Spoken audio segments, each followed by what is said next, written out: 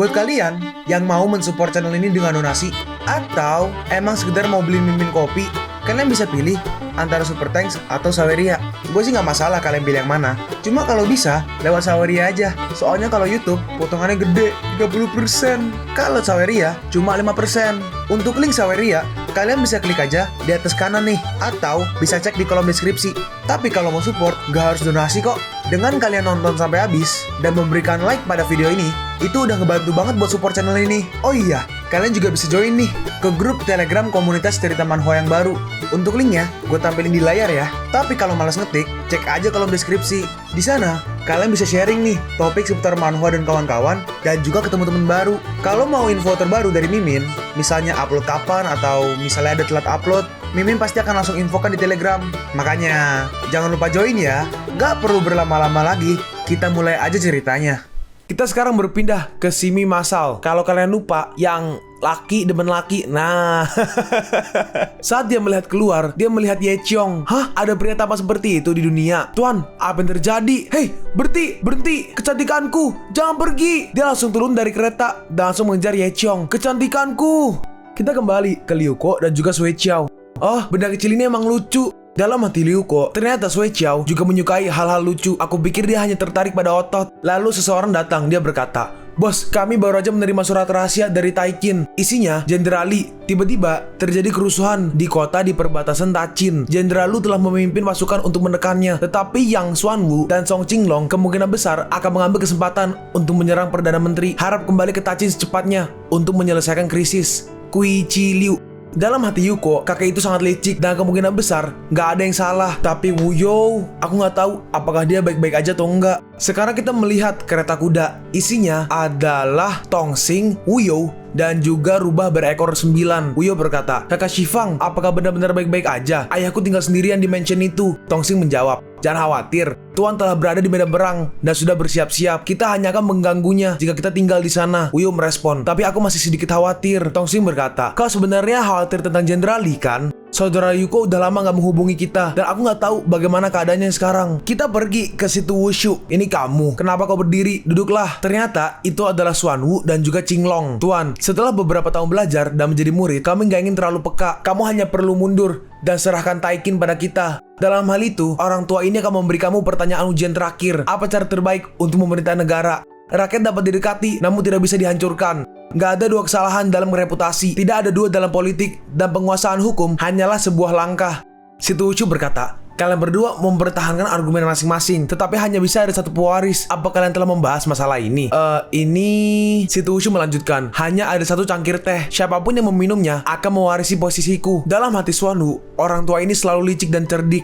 "Teh ini pasti beracun. Jika aku meminumnya, aku akan mati." Dalam hati Qinglong, "Aku gak percaya pada sesuatu yang bisa didapatkan dengan begitu mudah." Xuanwu berkata, "Kakak Song yang merasa malu karena kurangnya kemampuan. Jadi biarkan aku memberi kamu teh ini." Qinglong berkata, "Hei kakak Yang, gak perlu merendahkan diri pada saat ini. Kau seharusnya yang meminum teh ini. Sepertinya kali ini kakak Song gak lagi menghargai saya." "Gitu? Kau tahu itu." Lalu Xuanwu membanting cangkir tehnya. "Sialan, hampir aja ku terkecoh. Orang tua abadi ini bermain trik dengan kita. Hah, sungguh disayangkan." Tiba-tiba mereka berdua seperti teracuni. Mereka batuk darah dan mereka tumbang ke lantai. Ini kapan teh ini diracuni?" "Setiap hari." "Hah? Gak mungkin. Aku berkonsultasi dengan dokter setiap hari. Kenapa aku gak pernah menyadari situasi ini?" Situ Wushu berkata, "Serbuk puisi mimpi gak berwarna dan gak berasa, tidak menunjukkan gejala sebelum efeknya terjadi. Aku mengirim seseorang untuk meracuni makananmu, tapi aku akan memberikan penawar pada makanan berikutnya sebelum efek obat muncul. Kecuali hari ini gak ada penawar. Cangkir teh itu bukanlah racun, melainkan penawar." Lalu setelah itu, para prajurit datang. "Tuan, para pemberontak telah menyerah semua." Kita melihat Liu Ko yang sedang melihat sebuah pasukan. Untuk menangani ribuan orang kita, ratusan ribu pasukan telah dikirim. Namun ternyata gak cukup untuk menggerakkan kerumunan tersebut. Raja Pingse berkata, "Hati-hati semua orang. Liu Ko ini punya banyak trik." Orang yang kanan berkata, "Apa yang kita takutkan? Kita punya pasukan 500 juta. Dengan orang sebanyak ini, kau takut gagal?" Manajer Lee benar, tetapi lebih baik menyelesaikannya sesegera mungkin untuk menghindari masalah yang mungkin timbul akibat penundaan. "Oke semua, serang!" Lalu entah bagaimana, ini ganti chapter, tiba-tiba jadi malam. Ya ikutin komiknya aja lah ya. Raja Ping Pei yang kiri, dia berkata, Aku pikir akan ada sebuah perangkap di jalan, tapi nggak ada satupun dari pasukan emas yang keluar. Apa yang sedang terjadi? Raja Pingse berkata, tetap waspada. Liu Ko memiliki senjata yang disebut pistol, dan kau akan mati jika terkena tembakan dari benda itu. Lalu tiba-tiba ada sebuah guntur. Awas, hati-hati. Itu Liu Ko. Kenapa Liu Ko tunduk pada Sui Qiao? Menteri Li memiliki keberanian dan strategi yang luar biasa, dan dia sudah menjadi menteri kabinet sekretaris agung aku. Kalian berdua datang ke kota Imperial dengan pasukan kalian. Apa kalian mencoba memberontak? Berani sekali, Liu Ko. Kau berani membingungkan Yang Mulia Putri, Manajer Li. Apa yang kau tunggu? Tangkaplah pelaku dengan cepat dan selamatkan ratu. Iya, manajer Li itu berarti Li Lianying, ayahnya Li Rumeng yang rambut pink yang diangkat sama Liu Ko. Ditahan lebih tepatnya. Nah, angkat dia. Lalu muncul Li Rumeng beneran. Ayah asuh ya. Ayah asuh atau ayah angkat, bukan ayah asuh. Li Lianying berkata, Liu Ko, kau penjahat yang jahat. Lepaskan putriku sekarang juga. Yuko berkata, Manajer Li, jangan panik. Jika kebakaran tiba-tiba terjadi, dia akan hilang. Ping Pei berkata, Manajer Li, apa yang masih kau coba lakukan? Bunuh Liu Ko ini dengan cepat. Pingse berkata, bukankah dia hanya seorang anak tunggal? Tinggal besarkan yang lain aja nanti. Diam, dia nggak bisa melakukannya. Li Rumeng adalah putrinya sendiri. Li Lianying merespon, bagaimana kau tahu tentang ini? Mendengar itu, yang lain kaget. Hah? Bukankah Tuan Li seorang pengkhianat? Apa yang sedang terjadi? Yuko menjelaskan, sebelum kau masuk istana, kau memiliki istri yang sedang hamil. Kemudian karena perselisihan kerajaan, keluarga Li terlibat. Untuk melindunginya, kau mengakui dia sebagai anak angkatmu. Ayah asuh, apakah ini benar? Dalam hati Yuko, tentu saja. Orang aku penulisnya, dia benar. Kau emang benar-benar putriku, Li Yinglian. Kalau kau menyerahkan senjatamu sekarang, aku nggak akan menyalahkan masa lalumu, dan bahkan akan menghapus ketidakadilan terhadap keluarga Limu, dan memberikan tempat yang seharusnya bagi putrimu. Kalau kau bersikeras untuk melawanku, aku akan membiarkan putrimu dikubur bersamamu. Manajer tua ini menyadari kesalahannya dan berharap bahwa Yang Mulia akan membebaskan Rumeng. Benda tua yang gak berguna. Aku gak lagi percaya. Bahkan pasukan 500 juta pun gak bisa merebut kota Imperial. Kalian berdua, para menteri pemberontak, kalian bahkan gak memiliki sedikit pun niat untuk bertobat hingga saat ini. Aku memanggil Kaisar Ayah untuk menghukum kalian. Berhentilah membicarakan tentang Kaisar sebelumnya. Para prajurit, dengarkan perintahku dan bunuh dia untukku. Lalu tiba-tiba Kaisar datang. Muncul Kaisar sebelumnya. Siapa yang memanggilku kembali ke dunia ini? Ini Kaisar pertama. Gak mungkin. Berapa tahun sudah berlalu sejak Kaisar pertama? Hamba tua ini melihat Yang Mulia. Yang Mulia, hamba tua ini sangat merindukanmu. Bertemu dengan Kaisar pertama. Kaisar pertama telah muncul. Sui Qiao berkata, ayahku, putrimu sedang melawan para menteri yang gak berbakti ini, dan aku telah menunggumu. Kita sedikit flashback. Yuko berkata, Kaisar pertama sangat penting bagi rakyat Liao, dan kita bisa menggunakan Kaisar pertama untuk memenangkan dukungan militer saat waktunya tiba. Sui Qiao merespon, ini ide yang bagus, tapi kau harus memastikan bahwa kau aman. Ping Pei berkata, Kaisar sebelumnya sepertinya dia lebih kuat daripada dia saat itu. Pingse berkata, ini pasti adalah metode yang digunakan oleh Liu Ko. Jangan dengarkan. Kalian berdua musuh bebuyutan. Apa kalian bahkan gak peduli dengan nyawa kalian sendiri? Melihat Kaisar, para menteri menyadari kesalahan mereka. Dalam hati, oh Yunhai kayaknya ya, sialan. Rasanya menyenangkan menjadi seorang kaisar. Lihat tuh udah kayak pakai HP, pakai tripod, pakai ring lampu, udah kayak TikTok banget tuh. Raja Pingse, Raja Ping Pei. Pada masa lalu, Lian Feng menunggu raja untuk membiarkanmu membantu ratu muda. Sekarang, negara Nan dan negara Wutian telah bangkit mereka. Dunia dalam bahaya. Tetapi kamu dan yang lainnya justru menginginkan kekuasaan. Ping Pei berkata, tidak, ini adalah upaya Raja Qin untuk menyelamatkan, bukan mencari kekuasaan untuk merebut tahta. Pingse berkata, Yang Mulia, mohon tenangkan kemarahanmu. Menteri telah mengumpulkan pasukan di sini untuk menyelamatkan ratu. Pasukan, bunuh kedua pemberontak ini. Seorang prajurit berkata, aku gak menyangka bahwa pangeran yang telah aku ikuti selama bertahun-tahun ternyata menjadi orang seperti ini. Iya, ayo bunuh kedua pengkhianat ini.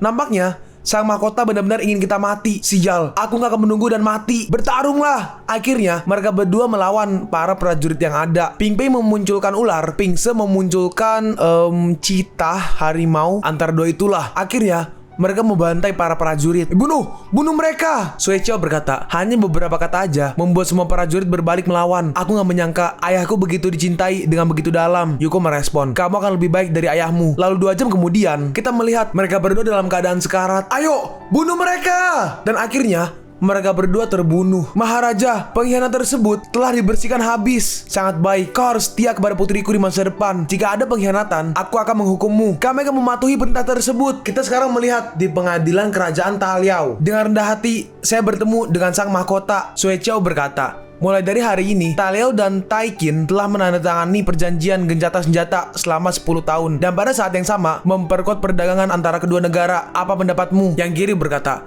Maharaja, kamu sangat berwawasan jauh dan semua menteri mengaguminya. Yang kanan berkata, Maharaja, Anda benar-benar brilian. Lalu Liu Ko mengecek sistem. Plot armor penjahat saat ini 75% pemilik Liu Ko. Sedangkan plot armor pahlawan saat ini 25% pemilik Ye Chong.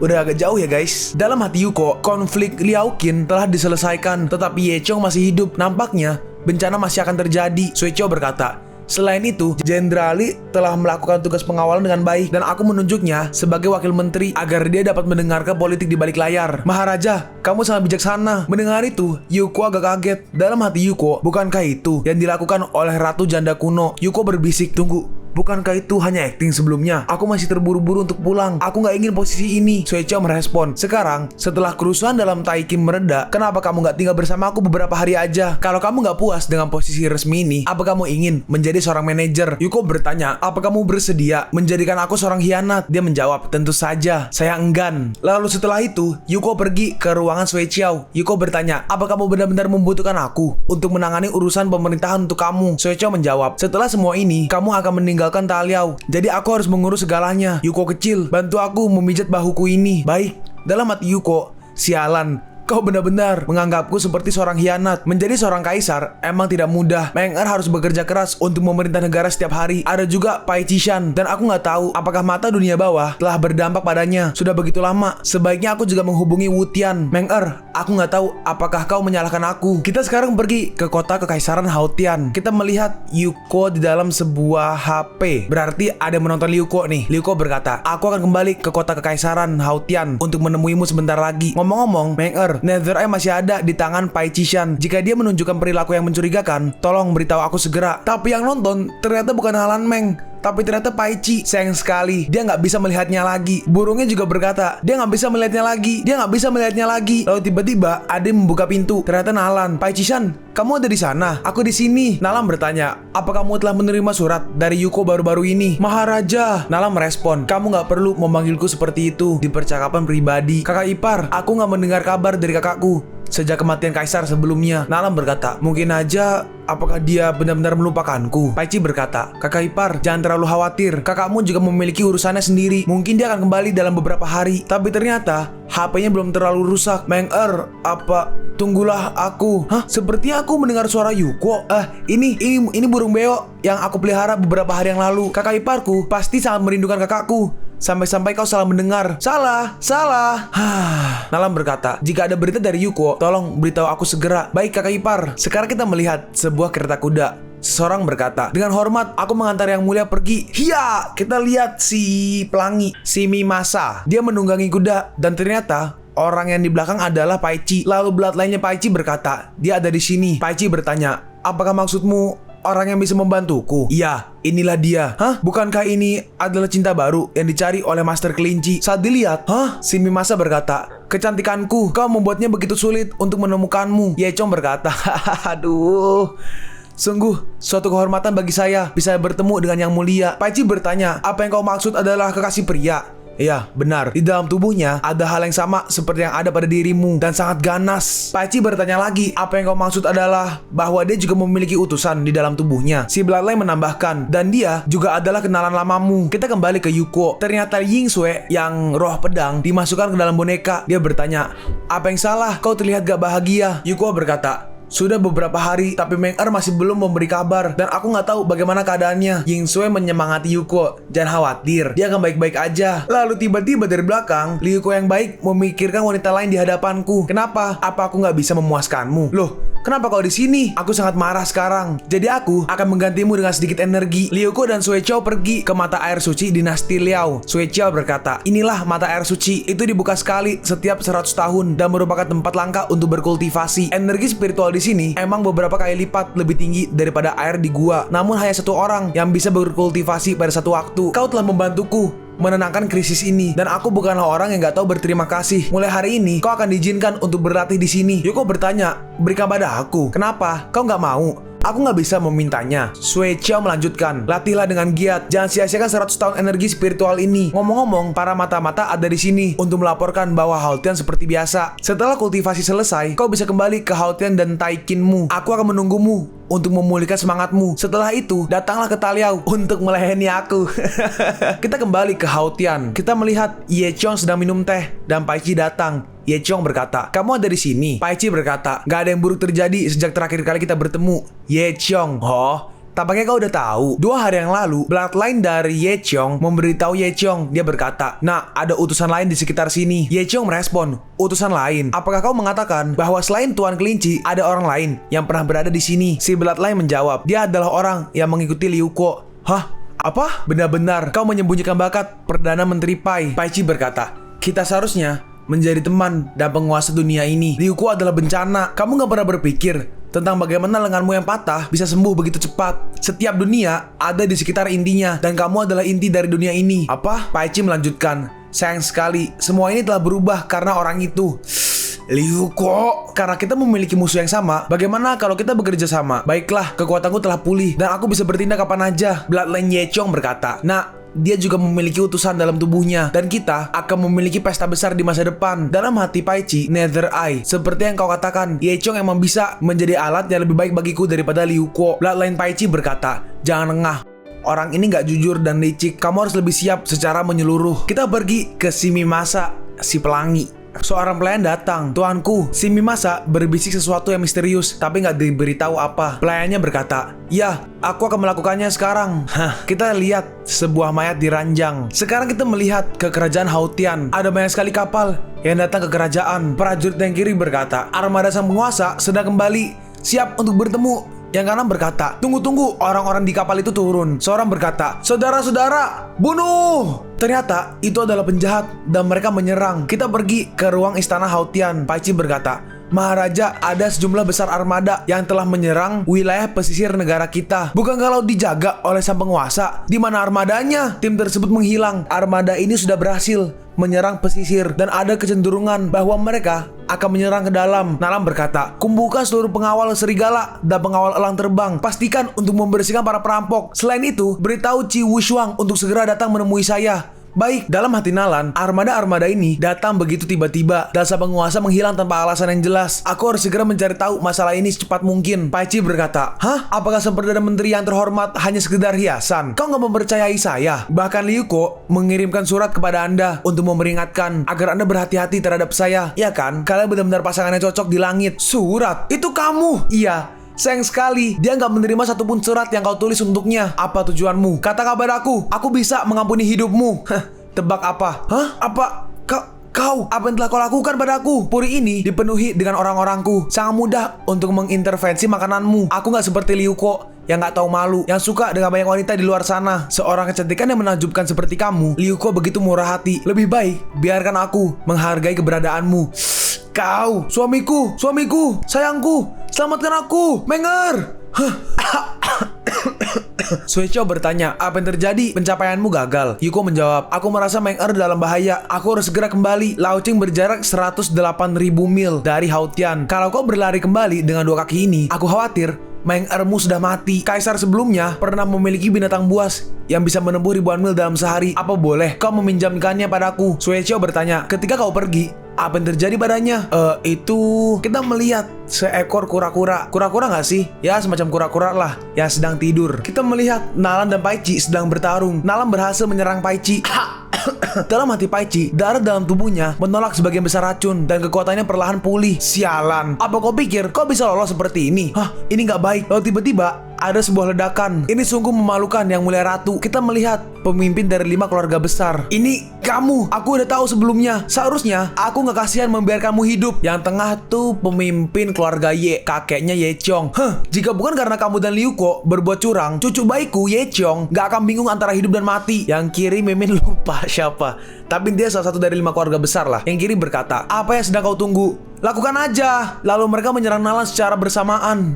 Dalam sekejap, tiba-tiba seseorang maju dan langsung menahan serangan dari mereka. Ternyata itu adalah Qi Wushuang dan 2 tentara mungkin ya. Qi Wushuang berkata, "Yang mulia, aku datang terlambat untuk membantu." "Qi Wushuang, apa kau benar-benar ingin menjadi musuh kami? Berhenti bicara omong kosong. Kalau kau ingin menyentuh ratu, lewatkan mayatku dulu. Dalam hal itu, bahkan aku akan membunuhmu." Qi Wushuang berkata, "Antarkan yang mulia untuk pergi." "Baik, sialan. Kita nggak boleh membiarkan Nalan Meng kabur." Si bloodline-nya Paichi berkata, "Jangan khawatir. Bukankah kau masih punya aku?" Lalu bloodline dari Paichi langsung bertindak dan mereka mengeluarkan seperti semacam serangan lah. Serangan itu berhasil membunuh kedua tentara, tapi Nalan berhasil menahannya. Lalu Nalan menyerang balik. Dia memunculkan sebuah naga kelihatannya. Perjuangan terakhir. Mereka berdua beradu serangan, tapi pada akhirnya Nalan Meng yang kalah. Paichi berkata, "Nalan Meng, hari ini adalah tanggal kematianmu." Dalam hati Nalan, benarkah hari ini aku akan benar-benar, lalu entah dari mana, bertarung adalah hal yang dilakukan oleh para master. Tiba-tiba muncul seperti akar atau batang pohon dari bawah tanah. Apa ini? Sialan. Lalu setelah itu, nggak cuma itu, muncul juga. Hah? Apa ini? Tidak, itu kabut beracun. Ternyata muncul Raja Racun. Kalau nggak inget, ya Raja Racun temennya Liu Ko lah. Raja Racun berkata, "Serangga bau, tempat ini dikelilingi oleh kabut racunku. Patuhi dan tangkaplah." Raja Racun? "Oi pemabuk, bangunlah. Udah waktunya bagi kita untuk bermain. Mari kita adakan pertempuran cepat dan kembali minum serta bermain catur." Bersama si Raja Racun, ada juga si Sage Pohon Pelindung. Raja Racun pun turun dan langsung membunuh para prajurit. "Raja Racun, kenapa kau memanggil ayahmu? Aku sedang sibuk. Aku akan membunuhmu." Dia mulai menyerang, tapi tiba-tiba dia ditangkap kakinya oleh ranting. Taulah siapa. Nah, ternyata dua orang udah tertangkap. "Kenapa kau juga di sini?" "Hah? Oh, itu ada sesuatu yang lucu juga. Setelah itu, kakek dari Ye Qiong juga ditangkap juga." "Hei, turunkan orang tua ini cepat." Mereka bertiga tertangkap. "Saudara yang baik, apa kau bisa membiarkan keluarga Lun pergi?" "Ih, geli. Astaga, wanita tua ini berperilaku cabul." "Hei, kalian berdua diam untukku." Si wanita melanjutkan, "Kau hanya perlu melepaskan keluarga Lun, dan keluarga Lun akan berjanji membuatmu bahagia." Lalu si pohon memunculkan sebuah seperti serangan dan meledakannya di depan dari wanita keluarga Lun. Raja Racun berkata, "Raja Xian, kau telah minum terlalu banyak, dan kentutmu itu telah membuat ketiga orang itu kaget." "Oh, kentut." Raja Xian merespon, "Apakah itu nggak menarik?" Ternyata Paichi juga tertangkap. Raja Racun berkata, "Kakak Nalan, sekarang hanya tinggal satu. Aku akan menyelesaikannya sendiri." Saat Nalan menyerang Paichi, tiba-tiba, astaga, ini begitu menindas. Aku nggak bisa bernafas. Itu datang. Sialan. Apa situasinya? Saat dilihat ke atas, kita melihat bloodline dari Paichi. Raja Racun berkata, "Sialan, bagaimana mungkin garis keturunan ini begitu jahat? Akhirnya kau ada di sini." "Kau terlalu lambat." Koreksi. Ternyata bukan bloodline-nya Paichi. Ternyata itu adalah Ye Qiong. Ye Qiong berkata, "Kau terlalu lambat. Bahkan butuh bantuanku untuk menyelesaikan beberapa bagian yang kacau." Apa kau melanggar kontrak? Karena itu Ye Qiong, ya Ye Qiong. Lalu apa? Sekarang kalian berdua, kau dan Hao Tian, ada di tanganku. Hari ini adalah tanggal kematianmu. Mulut besar rebis, giliranmu sekarang. Mulut besar itu mulai menarik para prajurit. Raja Racun berkata, "Sialan, kenapa mulut bau ini begitu sulit dihadapi?" Raja Xian atau Sage Pohon berkata, "Jangan terhisap olehnya. Kalau gitu, biarkan dia merasakan ini." Raja Racun mengeluarkan racunnya. Ye Qiong berkata, "Hanya mengandalkan ini? Sungguh, aku benar-benar gak bisa ketawa. Mulut besar rebis, bersihkan yang ini untukku." Lalu dia mulai menarik semuanya. Nalan, Raja Racun, semuanya mencoba bertahan. Dan akhirnya, akar yang dipegang Nalan Meng putus karena terus-terusan dihisap. Nalan pun mulai terhisap ke atas. Lalu tiba-tiba, saat Nalan hampir termakan, ada yang menyerang bloodline dari Ye Qiong. Dan ternyata itu adalah Liu Ko. Yuko, Xiaoye, aku kembali. Kita melihat Yuko mengendarai burung. Yuko berkata, "Maafkan aku karena membuatmu terluka. Jadi biarkan aku yang mengurus selanjutnya." Nalan membalas, "Senang melihatmu kembali." Si Sage Pohon berkata, "Nah, kalau kau datang satu langkah lebih lambat, istrimu akan pergi." Raja Racun menambahkan, "Adik kecil yang berharga, akhirnya kau kembali. Bukankah kau ada di Taliau? Kenapa kau tiba-tiba kembali?" "Iya, untungnya aku kembali tepat waktu." Kita sedikit flashback. "Hah? Bagaimana kau tahu tentang keberadaan Pterosaurus terbang?" Ini gimana ya ngomongnya ya?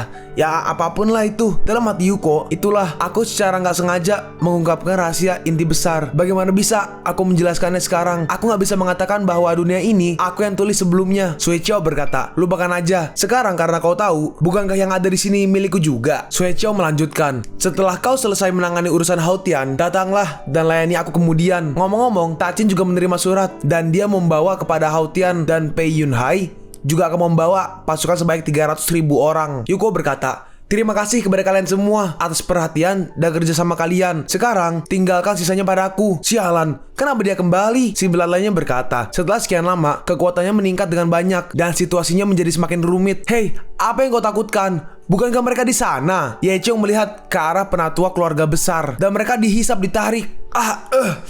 Dan ternyata mereka seperti diserap hidupnya. Ini gak baik. Ini adalah sihir besar yang menyerap partikel. Kau adalah Yer. Yechong membalas, apakah ini kekuatan Wuchong?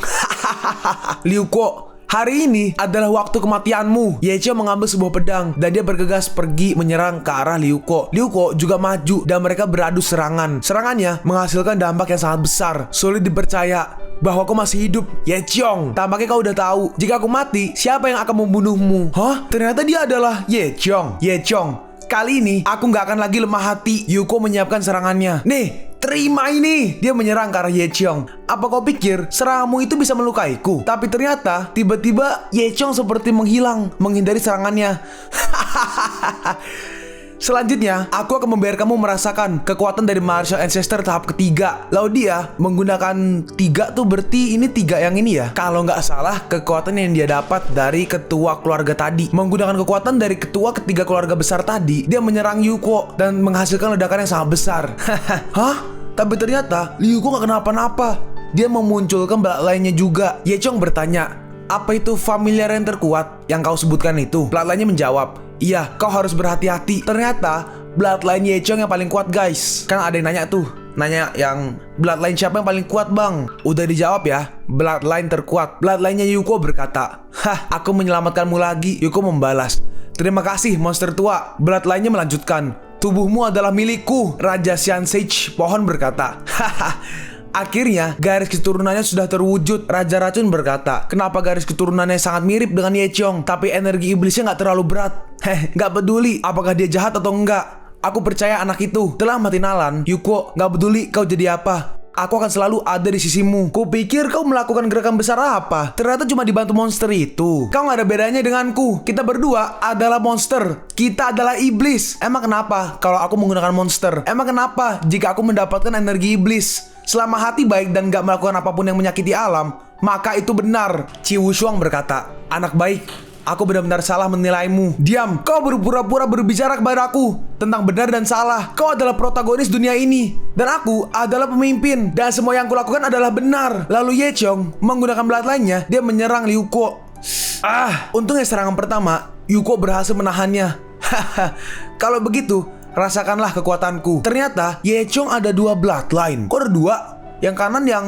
Oh iya 2, guys. Kalau Mimin gak salah ngartiin dari gambar ini ya, harusnya 2 Bloodline. Bloodline-nya Liuko berkata, wah, ada 2 familiar atau Bloodline di tubuhnya, dan keduanya bangun. Apa? Liuko, rasakanlah baptisan dari neraka. Yuko memunculkan Arai untuk menahan serangannya.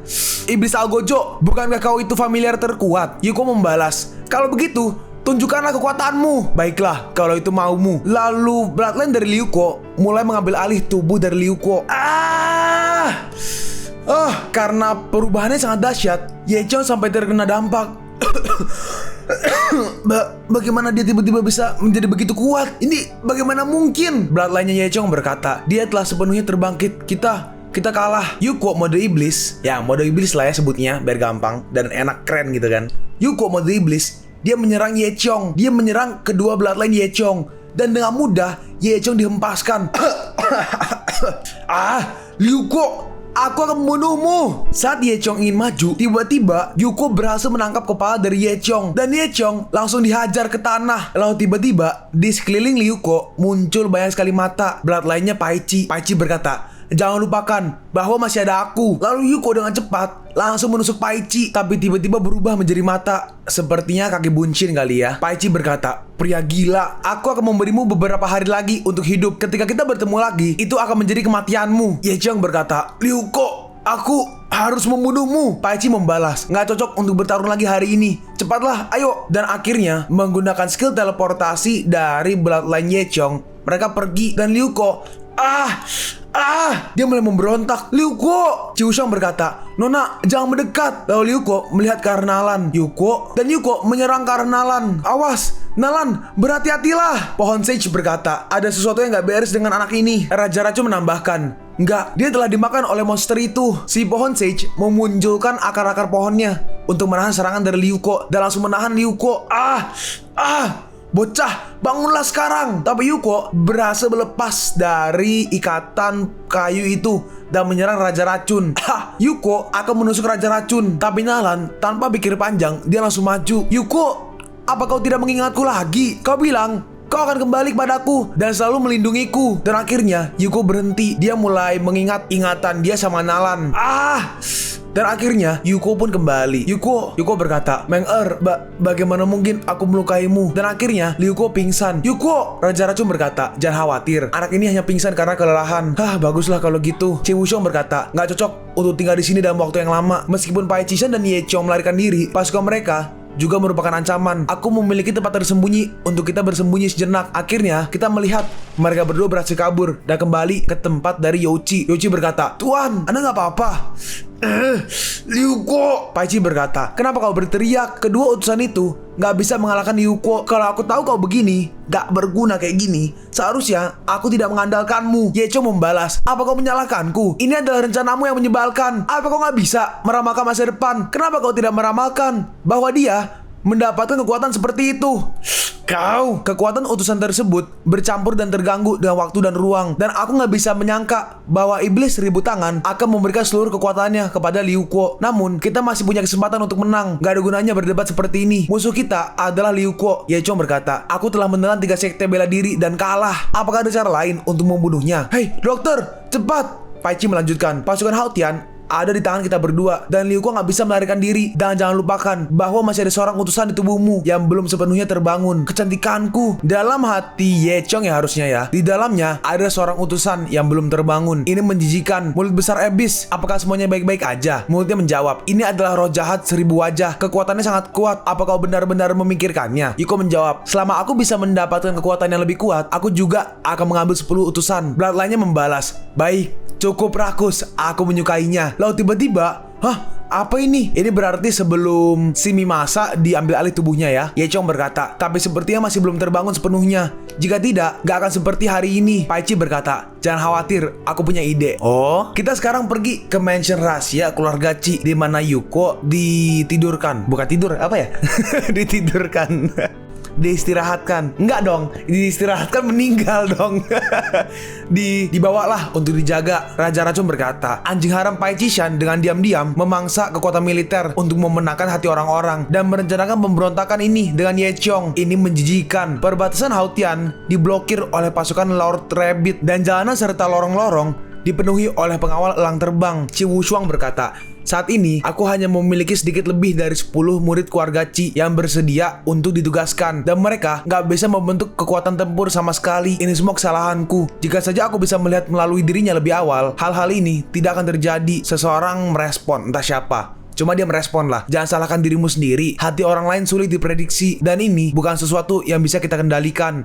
Raja Racun berkata, anak itu terluka parah, jadi mari pulihkan diri beberapa hari sebelum membahasnya kembali. Chiwusong berkata, baiklah, kami tidak akan mengganggumu terlalu banyak. Istirahatlah dengan baik. Yuko, maafkan aku. Jika bukan karena aku, kau tidak akan terluka lagi. Yuko pun akhirnya bangun. Kau bodoh. Yuko berkata, Meng-er, aku gak akan pernah meninggalkanmu lagi. Nalan berkata, senang melihatmu aman dan selamat. Yuko bertanya, Kenapa kau begitu bodoh? Gimana kalau aku benar-benar pasien yang Liu Ko lepas kendali? Nalan membalas, aku sangat yakin bahwa kau tidak akan menyakitiku dan kau gak akan melupakan segala hal yang telah kita alami bersama. Yuko berkata, aku mendengar seluruh percakapan kalian tadi dan aku menyalahkan diri sendiri atas perekrutan Pai Chishan itu. Aku tidak melindungimu dengan baik. Aku pikir dengan merekrut Pai Chishan, aku bisa mencegahnya bekerja sama dengan Ye Chong. Tampaknya semua ini emang ditakdirkan terjadi. Nalan berkata, ternyata kau udah bangun sejak lama dan kau pura-pura tidur yang membuatku khawatir begitu lama. Yuko merespon, aku hanya ingin memiliki sedikit waktu berdua denganmu. Nalan berkata, manusia emang gak bisa diprediksi dan aku menyalahkan diriku sendiri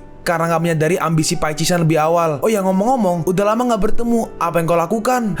Ini ceritanya panjang. Yuko pun menceritakan apa yang terjadi. Setelah itu terjadi banyak hal. Apa yang sebenarnya terjadi pada kamu dan Ratu?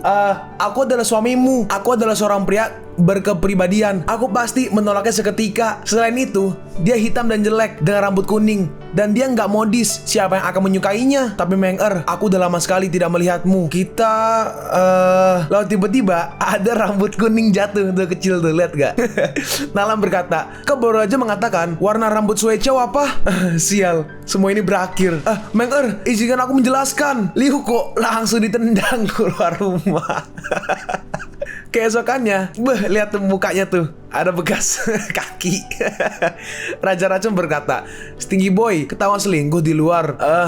Semua orang adalah manusia. Aku mengerti, kau masih muda dan energik. Gak ada yang gak mungkin untuk memiliki beberapa wanita lagi. Kali terakhir, obat-obatan ajaib itu dipinjam oleh saudara-saudaraku. Mereka juga ingin terbang ke langit. Mereka berjalan terus, tapi sangat sepi. Raja Racun berkata, sial, kenapa gak ada seorang pun di jalan ini? Lalu tiba-tiba, mereka melihat seseorang yang berperilaku agak aneh. Yuko bertanya, apa kau baik-baik aja? Panjang umur.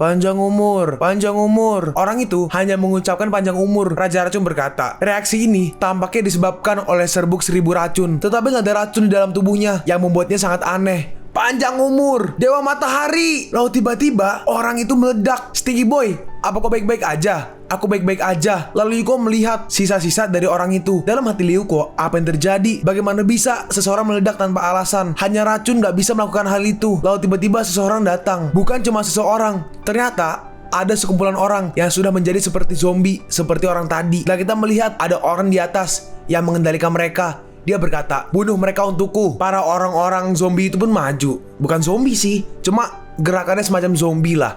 Cari mati. Yuko memunculkan bloodline-nya dan langsung membunuh mereka. Dalam hati Yuko, setelah perang dengan Ye Chong dan Pai Chishan, tubuh iblis dari 1000 tangan tertidur sekarang. Tetapi garis keturunannya lebih kuat. Kekuatan suci dinasti Liao benar-benar memberikan hasil yang luar biasa dalam pertumbuhan kekuatan spiritual. Tapi orang-orang itu malah semakin aneh lagi. Raja Racun berkata, sialan, monster seperti apa ini? Yuko merespon, ada yang salah dengan mereka. Hati-hati, orang-orang itu ternyata nggak mati. Walaupun badannya bolong kayak Rengoku, mereka masih jalan terus, masih bisa terus menyerang. Sialan, biar aku memberimu rasa racunku. Dalam hati Yuko, kesukaan terbang elang bukanlah orang biasa. Pasukan kali, kesukaan. Dalam hati Yuko, pasukan elang terbang bukanlah orang biasa. Kenapa mereka menjadi seperti orang biasa? Bunuh. Panjang umur. Beberapa orang berhasil menangkap dan memeluk Raja Racun. Dan orang-orang itu mukanya mulai membulat. Hati-hati, orang-orang ini. Lalu mereka meledak. Hei, apa kau baik-baik aja? Bagaimana bisa rasa kembung bisa menyakitiku? Aku baru aja menghirup beberapa bubuk. Apa kau perlu begitu gugup seperti seorang ibu tua? Nalan berkata, Yuko, apa yang kalian lakukan? Raja Racun menjawab, gak ada yang penting. Itu hanya kisah feminim dari priamu. Yuko berkata, berikan aku sebuah ruang kosong terlebih dahulu. Jangan ikuti aku. Oke. Akhirnya, Raja Racun pun dicek. Raja Racun berkata, setelah pemeriksaan, semuanya dikatakan bahwa aku baik-baik aja. Ribet banget sih. Aku Raja Racun, orang yang selamat dari kerumunan beracun. Sedikit bubuk itu sama sekali gak bisa melukaiku. Yuko berkata, meskipun denyut nadinya stabil, gak boleh lengah. Selama periode ini, tetaplah di tempat tidur dan kau tidak diizinkan pergi kemanapun. Raja Racun membalas, baiklah, aku akan memperhatikannya.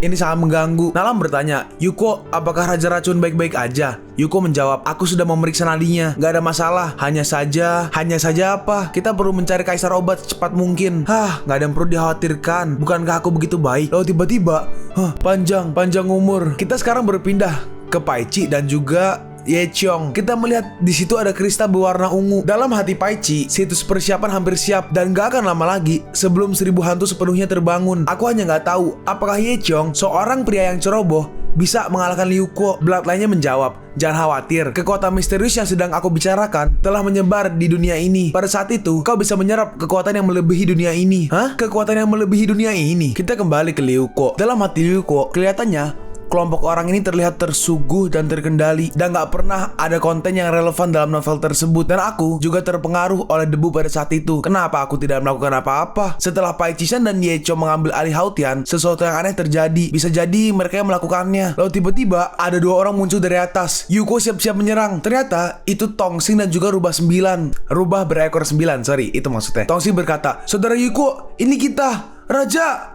Oh, loh, kenapa kalian di sini? Tong Xing menjawab, Perdana Menteri mengirim kami ke sini untuk mendukungmu. Bagaimana caranya kau menemukan tempat ini? Rubah berekor 9 berkata, Perdana Menteri berspekulasi bahwa kau mungkin bersembunyi di beberapa tempat, dan kami melakukan penyelidikan dan menemukan tempat ini secara berurutan. Ngomong-ngomong, apakah ini menantuku?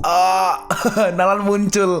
Dengan cepat, si Rubah langsung dilepaskan. Nalan berkata, ini pertama kalinya kita bertemu. Aku Nalan Meng. Iya, dia ada istriku. Siapa istri kamu? Meng, aku salah. Dengarkan dulu penjelasanku. Yuko berkata, ngomong-ngomong, Taikin. Tong Xing menjawab, Raja Haotian juga mengetahui situasinya, dan dia telah mengirim pasukan dan kuda untuk membantu pasukan Sirius dalam mengatasi para perampok pengkhianat. Kita melihat dua orang di sini. Orang yang berdiri adalah Taikin Negara 9 Rantai Racun yang mematikan, sedangkan yang duduk adalah Taikin Negara 9 Rantai Sang Tanpa Wajah. Berarti yang berdiri rantai racun, yang duduk itu tanpa wajah. Tanpa Wajah berkata, Raja Li, kenapa Haotian kamu selalu memiliki orang-orang aneh dan aneh? Satu persatu matanya kusam dan mulutnya rusak. Ini seperti gimana ya? Nah, iya, persis seperti dia. Panjang umur. Ternyata Raja Racun juga terkendali. Dia menjadi seperti zombie sekarang. Yuko berkata, hati-hati, awas. Raja Racun, karena dia adalah Raja Racun, walaupun dia terkendali, dia bisa menyerang menggunakan racunnya. Untungnya, Tanpa Wajah berhasil diselamatkan oleh Liu Kuo. Lalu dari jarum-jarum itu, keluar asap racun. Pakailah ini. Mundur semua. Raja Racun mencoba menyerang Liu Kuo. Dalam hati Liu Kuo, seperti yang aku duga, Raja Racun juga terkendali. Lalu Liu Kuo mengeluarkan tranquilizer. Tranquilizer itu apa ya? Kayak semacam obat penenang lah. Raja Racun, maafkan aku. Lalu obat itu disuntikan ke Raja Racun, dan akhirnya Raja Racun pun tenang, dan dia pingsan mungkin ya. Dalam hati Liu Kuo, tranquilizer hanya dapat menjaga Raja Racun tetap stabil untuk sementara waktu, dan solusi harus ditemukan, serta dia nggak boleh dibuat sama seperti kelompok peluit elang terbang. Nggak. Sebuah solusi harus ditemukan. Rantai Racun berkata, sialan, itu membuatku ketakutan sampai mati. Tong Xing berkata, bro, apa yang terjadi? Nalan bertanya, Yuko, apa yang sedang terjadi? Seperti orang-orang yang kamu temui, dia telah terkendali. Setelah mereka menyentuhmu, mereka sangat mungkin berubah menjadi mayat hidup seperti itu, dan akhirnya meledak hingga mati. Dalam hati Yuko, aku pikir hanya orang-orang di ibu kota yang menjadi seperti ini. Tetapi aku gak menyangka bahwa wilayah lain juga terkena dampaknya. Yuko melanjutkan, enggak, kita harus segera memberitahu Taliao dan Taikin untuk memblokir perbatasan dan gak melakukan kontak dengan Haotian. Rantai Racun berkata, aku akan pergi. Aku adalah yang terbaik dalam Cingkong. Nalam berkata, Yuko, apa yang seharusnya aku lakukan sekarang? Orang-orang tersebut gak bersalah, dan kita harus mencari cara untuk menyelesaikannya. Yuko membalas, jangan khawatir, pasti ada cara untuk menyelesaikannya. Lalu Yuko menggunakan mata surgawi. Dalam hati Yuko, aura di dalam tubuhnya sedang menghilang. Aura ini sedang berkumpul di kejauhan. Apakah ada seseorang yang mengumpulkan vitalitas? Sekarang kita melihat 3 orang yang sedang melakukan sebuah ritual sepertinya. Orang yang kiri berkata, seriuslah, masih ada 3 formasi sihir yang harus dihadapi. Orang yang tengah, depan itu jauh, dia berkata, Ngoyang, aku hanya berpikir bahwa orang-orangnya agak menyedihkan. Yang kanan berkata, Yunyang hanya sedikit lelah, jadi omong kosong. Yang bawah kiri berkata, kasihan, mereka seharusnya merasa bangga untuk mengorbankan diri demi tujuan besar ini. Kalau kamu gak tahan lagi, kau bisa memberitahu uskup bahwa kamu tidak ingin melakukannya. Yang kiri berkata, aku sedikit lelah. Yang kanan membalas, Tara sebentar lagi, dan segera dunia yang kita harapkan akan. Lalu tiba-tiba, apa ini? Tiba-tiba kita melihat bloodline-nya Liu Kuo menangkap mereka. Apa yang terjadi di sini? Hal-hal baik untuk menyegarkanmu. Yo, masih ada 3 gadis cantik. Di mana anak sombong itu berani menyerang utusan? Lihatlah aku. Ih, sangat menjijikan. Dalam hati wanita yang rambut putih atau ungu atau abu itulah, ini gak baik. Semakin aku berjuang, semakin erat dia menjadi. Sialan. Lalu mereka bertiga mengeluarkan sebuah skill, dan dari atas keluar sebuah naga dan langsung menyerang tentakel Liu Kuo, dan mereka pun akhirnya lepas. Dalam hati Yuko, Ular roh ungu. Bukankah ini keterampilan yang telah aku tinggalkan? Bagaimana bisa muncul di sini? Ini nggak baik. Maaf, segalanya demi dunia yang lebih baik. Hati-hati, orang ini nggak mudah ditangani. Vitalitas orang-orang dalam jarak 100 meter dari batu virtual ini akan terganggu. Dan semakin dekat mereka berada, semakin parah penderitaannya. Tapi batu virtual ini sepertinya nggak berpengaruh padanya. Yang sangat aneh, ular itu mencoba menyerang Ryuko, tapi Ryuko memunculkan guntur atau petir, dan ular itu langsung mati. Kau kenapa nggak terjadi apa-apa padamu? Itu hanya ular biasa, jauh dari melukaiku. Siapapun yang menghalangi rencana ini akan mati. Mereka pun akhirnya maju menyerang Ryuko, tapi Ryuko mengeluarkan pedangnya dan langsung menyerang mereka. Ryuko berkata, "Berhenti bermain-main, lakukan kesepakatan dengan cepat." Sialan. Ryuko langsung maju. Dia berkata, "Kali ini, mari kita lihat bagaimana kau menyembuhkan diri." Lalu tiba-tiba, wanita berambut abu-abu atau putih itu, dia menarik temannya dan menjadikannya perisai untuk menahan serangannya. Kalau kau berani menghalangi rencana Tuan, kau tidak akan berakhir baik. Dia pun langsung kabur, sedangkan temannya berdua ditinggalkan. Dalam hati Yuko, ini benar-benar kejam. Dia bahkan bisa melakukannya pada orangnya sendiri. Temannya yang masih hidup berkata, "Maaf, kami nggak bermaksud menyakiti kamu. Tolong jangan bunuh kami." Yuko berkata, "Tolong beritahu aku, organisasi apa yang kamu ikuti dan apa tujuanmu?" Kemuliaan Dewa Matahari berlangsung selamanya. Tiba-tiba, dia mengambil sebuah pedang atau belati. Mati. Tapi tetap akhirnya dikalahkan oleh Ryuko. Dalam hati Ryuko, kenapa gadis yang begitu lemah ini tiba-tiba menjadi seperti ini? Apa sebenarnya yang dimaksud dengan Dewa Matahari yang dia sebutkan? Tunggu, Dewa Matahari. Pada tahap awal penulisan, dalam pengaturan cerita aslinya, ada sebuah sekte yang disebut Sekte Cahaya, yang imannya hanya kepada Dewa Matahari. Mereka percaya bahwa selama mereka mengikuti petunjuk dari Dewa Matahari, mereka bisa membuat dunia menjadi tempat yang lebih baik. Dan mereka memaksa orang-orang biasa untuk bergabung dengan mereka. Sebenarnya mereka hanya melakukan kejahatan dengan dalih keadilan. Kemudian aku pikir bagian cerita ini gak menarik, jadi aku menghapusnya. Aku gak menyangka akan muncul di dunia ini. Oke, bawa dia kembali dan kita akan membahasnya. Akhirnya pun si wanita dari Sekte Cahaya pun dibawa kembali. Nalamen berkata, jadi pelaku sebenarnya di balik layar mungkin bukanlah Ye Chong dan Pai Chishan, tetapi sekte agama ini. Yuko membalas, benar, orang-orang yang dikendalikan di jalanan kemungkinan merupakan hasil karya dari Sekte Cahaya. Nala melanjutkan, tapi kenapa kamu ingin menyelamatkan orang-orang dari Sekte Cahaya? Yuko menjawab, baiklah, aku hanya ingin mendapatkan informasi darinya. Dalam hati Yuko, tapi garis ini emang cukup baik.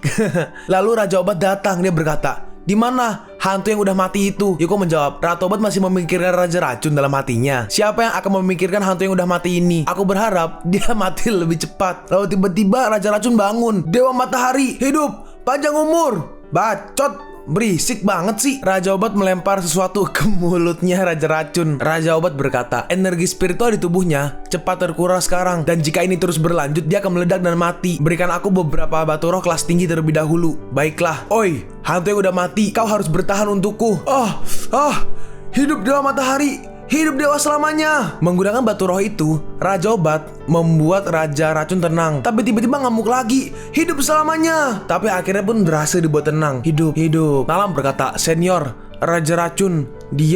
Raja Obat membalas, sementara ini aku berhasil menekan kebocoran energi spiritual di tubuhnya, tetapi aku harus memikirkannya kembali untuk menyembuhkan secara keseluruhan. Yuko berkata, kita harus mendapatkan beberapa petunjuk dari dia. Lalu wanita itu pun bangun. Jangan bunuh aku. Yuko berkata, apa kau udah bangun? Enggak, belum bangun, masih turu. Oh, jelas-jelas bangun ditanya. Wanita itu berkata, maaf, jangan bunuh aku gak bermaksud menyakitimu. Nalam berkata, kenapa kau menakuti gadis kecil itu? Jangan terburu-buru dan tanyakan apa yang terjadi. Yuko membalas, dia ingin membunuh aku pada awalnya. Jadi apa gak bisa kau lebih peduli dengan rekanmu? Yuko melanjutkan, katakanlah, bagaimana kau mengendalikan orang-orang di jalanan? Dia menjawab, ya, batu virtual akan membiarkan semua orang merasakan cahaya dan kekuatan dari Dewa Matahari. Kemudian mereka menyumbangkan vitalitas mereka sendiri sehingga Dewa Matahari dapat menciptakan dunia yang lebih baik. Dalam hati Yuko, tampaknya itu adalah batu aneh yang ditemukan pada hari itu. Yuko bertanya lagi, lalu kenapa kau gak terpengaruhi oleh batu itu? Dia menjawab, kami adalah utusan Dewa Matahari. Sang Dewa Matahari, Tuhan Dewa Matahari, selamatkan aku, tolong. Yuko berkata, nggak bisa berkomunikasi lagi. Raja Obat menghampirinya dan berkata, meridian di tubuhnya berfungsi normal dan tidak terkendali. Dalam hati Yuko, apa gadis ini benar-benar percaya pada Dewa Matahari? Tapi aku nggak percaya pada apa yang dikatakan utusan tersebut. Tuhan Dewa Matahari, tolong, jangan. Yuko, apa yang sedang kau lakukan? Meng-er, nih, lihat, apa ini? Hei, itu adalah perlindungan yang diberikan kepada aku oleh Tuhan Dewa Matahari. Hei, Kembalikan padaku, Yuko berkata. Mereka adalah anggota sekte dan pasti ada cara untuk tidak terpengaruh oleh batu virtual tersebut. Harusnya ini barangnya. Lalu wanita itu, dia diberi obat penenang lagi. Obat bius lah ya. Sama kayak si raja pencuri. Obatmu gak buruk, berikanlah sedikit kepada nenek ini. Nalam berkata, tapi Yuko, kalau kau dekat dengan batu virtual itu, kamu akan terkendali. Tapi kenapa kamu? Yuko menjawab, mungkin darahku melindungiku. Jangan khawatir, aku akan baik-baik aja. Dalam hati Yuko, sejak pertempuran itu, Raja Iblis Seribu Tangan masih tidur dan aku nggak bisa bertanya padanya. Ayo, pergi ke formasi batu virtual terlebih dahulu. Dengan benda ini, kita nggak akan terpengaruh oleh batu virtual. Mereka pun pergi ke formasi batu virtual. Nalam bertanya, Yuko, di mana batu virtual yang kau bicarakan? Yuko menjawab, aku ingat itu harusnya di sekitar sini. Hah? Mereka melihat ada beberapa orang dari sekte yang sama. Orang yang sedang dekat mayatnya berkata, aura di sekitar sini semuanya terserap dan batu virtual telah pindah ke posisi berikutnya. Orang yang kanan berkata, Wan tewas secara nggak terduga. Sayang sekali, garis ini begitu cantik. Orang yang bawah berkata, kamu tebak siapa yang nggak bisa dikendalikan oleh batu virtual? Ya udah, ayo pergi. Nggak peduli siapa itu. Semua akan tunduk pada cahaya Dewa Matahari. Mereka bertiga pun langsung pergi. Sekarang kita melihat di gua tempat sekte cahaya. Tiba-tiba kedua penjaga gua itu dihajar oleh Liu Ko dan juga Nalan Meng. Liu Ko berkata, ternyata mereka semua membawa kalung giok ini di tubuh mereka. Nalam berkata, ini seharusnya lokasi mereka. Apakah kita harus masuk dan melihat-lihat? Dalam hati Yuko, dengan hanya kita berdua, mudah bagi kita untuk melarikan diri jika terjadi sesuatu. Yuko berkata, dengan hanya kita berdua, loh kok sama? Ya itulah, dengan hanya kita berdua, mudah bagi kita untuk melarikan diri jika terjadi sesuatu. Mereka pun masuk berpura-pura menggunakan pakaian dari penjaga tadi. Nalam berkata, betapa gelapnya di sini. Bagaimana mereka bisa bertahan di sini? Dalam hati Yuko, bahkan dengan mata langit, aku nggak bisa melihat adanya fluktuasi spiritual. Tempat ini terlalu aneh. Saat mereka melihat, apa ini cahaya yang tiba-tiba? Hah? Ini hidup.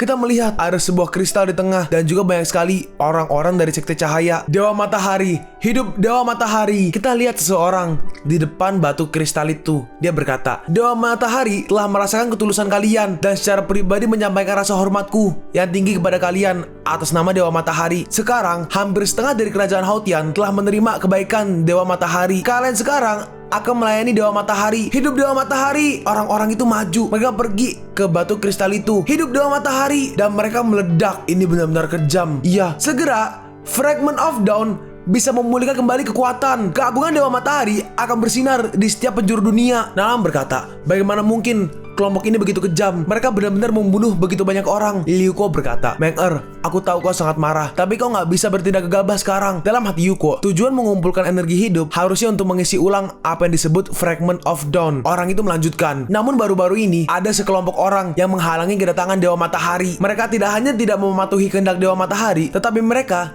juga mencuri energi yang kita kumpulkan untuk Dewa Matahari. Ini merupakan dosa yang gak dapat dimaafkan. Kita melihat Ye Chong dan juga Pai Chi. Dalam hati Yuko, sepertinya hal-hal teologis tidak ada hubungannya dengan mereka. Tetapi kenapa mereka mencuri energi hidup? Orang itu melanjutkan, selain mereka, kita memiliki musuh lain di sekte cahaya yang tidak hanya melukai utusan kita yang berharga, tetapi juga dengan berani datang ke sini sekarang. Hah? Siapa? Di mana? Tuh, mereka di sini. Hah? Bunuh mereka semua. Sial, kita ketahuan. Iya, ini waktunya. Dan Nalan langsung menyerang mereka. Emang pantas menjadi istriku. Betapa gagahnya. Yugo berkata, sial, ada berapa orang di sekte cahaya ini? Sangat banyak. Bunuh. Hidup Dewa Matahari. Meng-er, semakin banyak musuh. Iya, ayo kita mundur dulu sekarang. Mereka berdua kabur. Lalu Yuko melemparkan sesuatu dan itu bom, dan bomnya meledak. Meng-er, ini, ambil ini. Oke, Yuko memberikan teropong pada Meng-er dan mereka sampai di sebuah gua yang memiliki beberapa cabang. Yuko berkata, sialan, apakah sekte cahaya ini milik tikus? Kenapa ada begitu banyak pintu masuk gua? Apa yang harus kita lakukan sekarang? Nalam berkata, kita hanya bisa terus mencoba segalanya dalam keadaan putus asa. Kita perlu menemukan lubang yang tepat dan berjalan di sana. Kita selalu bisa menemukan jalan keluar saat kita berjalan melewati setiap persimpangan.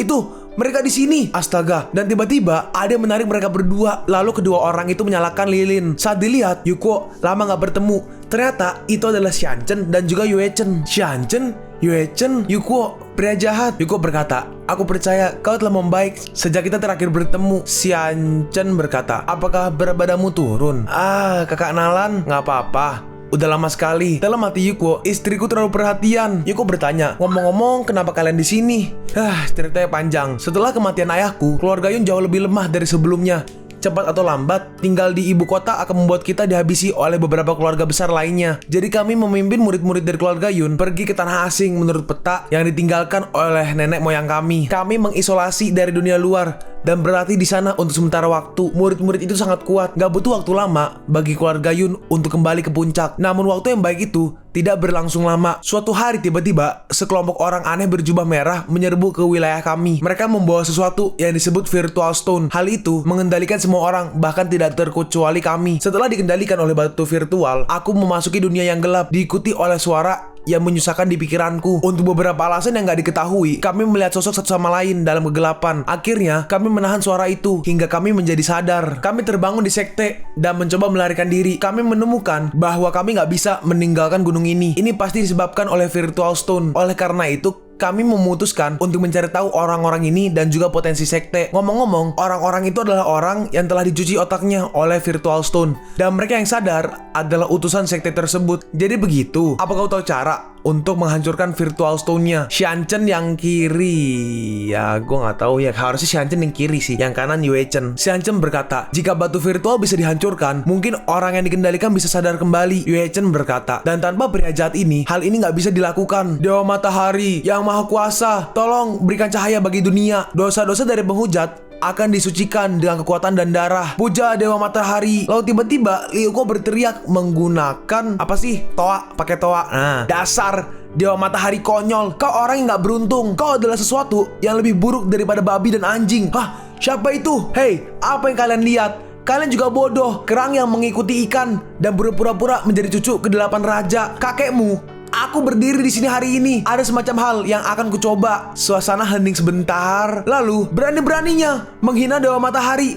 Ayo maju, bunuh.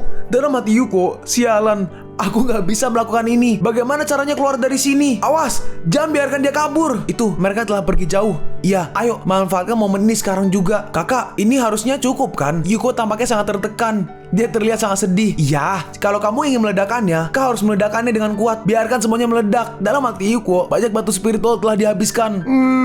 Mereka berdua menaruh bom dan explosives di sekeliling batu itu. Dan mereka, ayo, cepat lari. Lalu Nalan menggunakan sniper. Nalan menembak salah satu tong berisi bensin mungkin. Dan akhirnya menghasilkan ledakan yang besar. Nalan pun langsung pergi. Dan mereka berempat regroup. Aku kembali. Yuko, bagaimana kabarmu? Apa itu berhasil? Yuko menjawab, iya. Kelihatannya seperti itu. Mereka harusnya akan sadar kembali. Hah? Kapan aku memakai pakaian ini? Di mana ini? Yuko berkata, tunggu, kenapa ledakannya semakin kuat dan kuat? Berapa banyak yang kalian pakai? Tentu saja, semuanya telah terpasang. Hah? Yaudah, yuk, lari. Itu akan runtuh sekarang. Mereka pun terus berlari keluar gua. Sebelum ledakan lanjutan terjadi dan goanya runtuh, mereka sempat keluar. Ya Tuhan, bahan peledak ini sangat kuat. Jika aku tahu sebelumnya, aku akan menguranginya. Yuko berkata, untungnya nggak ada orang yang nggak bersalah terluka. Lalu tiba-tiba ada yang keluar. Hei, sial, dia nggak mati. Oh jelas, pengikut Dewa Matahari tidak akan mati segampang itu. Sekarang, kau yang pantas mati. Dia menyerang ke arah Liuko dan kawan-kawan. Astaga, ini buruk. Liuko berkata, evakuasi semua orang bersamamu terlebih dahulu. Aku akan mengurus hal ini. Jangan berpikir untuk pergi. Dewa Matahari tidak akan terkalahkan. Terimalah pensucian Dewa Matahari. Kemarahan Dewa Matahari. Thunderbolt! Dia menyerang Liuko, tapi untungnya Liuko berhasil menghindar. Sial, Virtual Stone ini sangat ganas. Dalam hati Liuko, dia nggak boleh diizinkan untuk mengontrol Virtual Stone. Kehendak Dewa Matahari datang. Hari ini, matilah kau! Lalu tiba-tiba, Liuko memunculkan belat lainnya dan langsung mengambil Virtual Stone-nya. Hei, beraninya kau mengambil kecemerlangan yang diberikan Dewa Matahari padaku? Apa kau cari mati? Liuko membalas. Wah. Datanglah dan tangkap aku kalau kau bisa. Hei, aduh.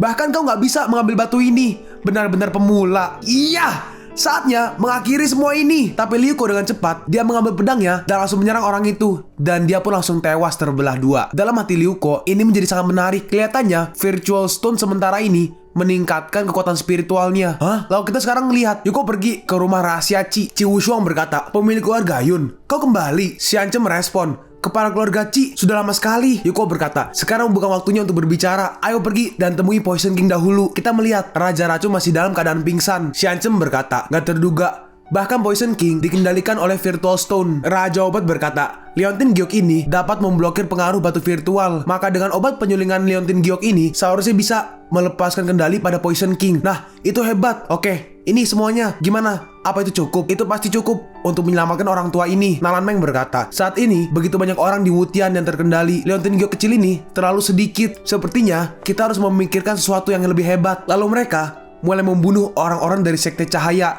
Sampah. Kalian nggak bisa memegang Virtual Stone. Itu benar-benar menghina Dewa Matahari. Bahkan membiarkan orang rendahan seperti itu mencegah dan membunuh para pengikut. Yang mulia, mohon tenang. Kami para bawahanmu pantas mati. Siapa yang akan bertanggung jawab atas kerugian ini? Aduh, tuanku, yang mulia, harap tenang. Yang mulia, mari kita salahkan orang rendahan itu. Awalnya rencana berjalan seperti biasa, tetapi dia menghancurkan segalanya. Ya, yang mulia, itu semua adalah kesalahan orang rendahan itu. Kita melihat pemimpinnya ada 3. Yang kiri berkata, sampah. Yang tengah berkata, jika orang rendahan ini bisa tunduk kepada kita, sekte kita akan memiliki bantuan yang kuat. Yang kanan berkata, hal itu masuk akal. Kalian bertiga, pergilah untuk bernegosiasi dengan pria rendahan itu dan biarkan dia digunakan oleh sekte. 2 orang rendahan lainnya yang juga mencuri aura juga harus ditangani. Baik, tunggu. 2 orang rendahan yang mencuri aura itu, aku akan segera menangani mereka sendiri. Kita kembali ke Liu Ko. Yue Chen berkata, pria jahat, lihat seberapa tinggi aku terbang. Yuko merespon, hati-hati kau bisa jatuh. Dalam hati Xianchen, udah lama aku tidak melihat senyum hangat di wajah kakakku. Yuko, itu semua sepadan untuk melihatmu lagi. Kau sudah bekerja keras hari ini. Lalu tiba-tiba di tengah cahaya siang-siang bolong ada sebuah petir. Bagaimana bisa ada petir di hari yang cerah ini? Yuko lalu mulai terlihat seperti saluran ruang dan keluar para bawahan dari sekte cahaya. Yue Chen berkata, mereka adalah orang-orang dari sekte dewa. Bagaimana mereka bisa muncul begitu aja? Yuko berkata, itu adalah Void Crack. Yuko, kau harus dihukum oleh Dewa Matahari karena menghancurkan Virtual Stone-ku dan membunuh para pengikutku. Tetapi Dewa Matahari yang agung ini mengasihani semua makhluk. Selama kau bergabung dengan sekte cahaya, Dewa Matahari akan selalu melindungimu. Bagaimana jika aku tidak mau? Kenapa kau tidak mau? Dewa Matahari akan memberimu kemuliaan tanpa batas dan menjadikanmu penguasa dunia ini. Penguasa? Terdengar cukup bagus. Aku tahu itu, aku tahu. Kau berbeda dari yang lain. Datang dan berlututlah padaku dan terimalah pensucian Dewa Matahari. Lalu Yuko maju. Dia berkata, ada pepatah lama yang terdengar bagus. Penjahat itu mati karena terlalu banyak bicara. Lalu Yuko langsung maju dan langsung menyerang. Hei, dasar rendahan, kau benar-benar gak pantas mendapatkan anugerah Dewa Matahari. Aku akan menghukummu untuk Dewa Matahari sekarang juga. Hei, bubar, ayo kembali. Lalu mereka memunculkan formasi cahaya. Lalu Yuko dengan cepat memunculkan belat lainnya dan langsung menangkap mereka semua. Hei, ini apa-apaan ini? Dasar rendahan, kau menolak bersulang karena dipaksa meminum forfeit. Yang ngerti coba bisa komen di bawah. Oke, lanjut. Aku akan mencoba penelitian yang baru ketemukan. Nah, rendahan, kau mempermalukan menghubung dewa begitu banyak. Dewa Matahari tidak akan membiarkanmu pergi.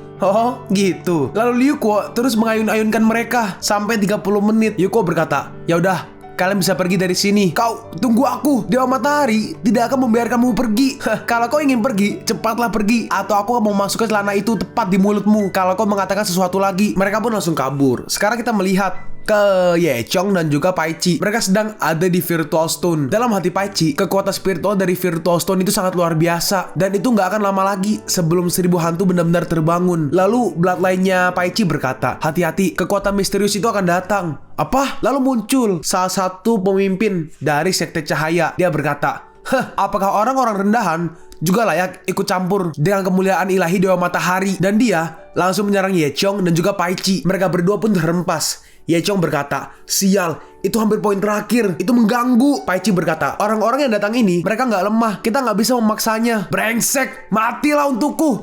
Yechong menyerang, kau melebih-lebihkan kemampuan. Sial, kenapa aku nggak bisa bergerak? Dalam hati Yechong, apakah ini kekuatan dunia itu? Gerakannya nggak terlihat, tetapi kami benar-benar ditekan. Bloodline-nya Paichi berkata, dia adalah jiwa yang terhormat, tetapi dia mengendalikan segalanya dengan pikirannya. Dan gak satupun dari kalian yang bisa menjadi lawannya. Yechong itu bodoh, akan buruk bagimu dan juga aku jika hal ini terus berlanjut. Sekarang adalah saat yang tepat untuk bekerja sama dengan dewa. Aku akan membantu. Paichi berkata, Junior gak tahu bahwa jiwa yang terhormat datang secara gak terduga. Sebelumnya kami lalai dan menunda rencana besar Dewa Matahari. Aku benar-benar minta maaf. Apakah pencuri juga pantas menyebut nama Dewa Matahari. Kejahatan mencuri kekuatan spiritual gak bisa diabaikan. Izinkan aku membersihkan rintangan untuk Dewa Matahari. Paichi berkata ke Blood lainnya. Nether Eye, bukankah kau mengatakan untuk membantuku tadi? Kenapa kau belum selesai? Blood lainnya berkata ke Paichi. Ketika aku disegel, aku merasakan kekuatan yang sangat murni. Kekuatan itu berasal dari Fragment of Dawn. Mungkin itulah tujuan mereka di sini. Mendengar itu, Paichi berkata, aku tahu keberadaan Fragment of Dawn itu. Lalu akhirnya mereka berdua dilepaskan. Kau bilang kau tahu keberadaan Fragment of Dawn itu.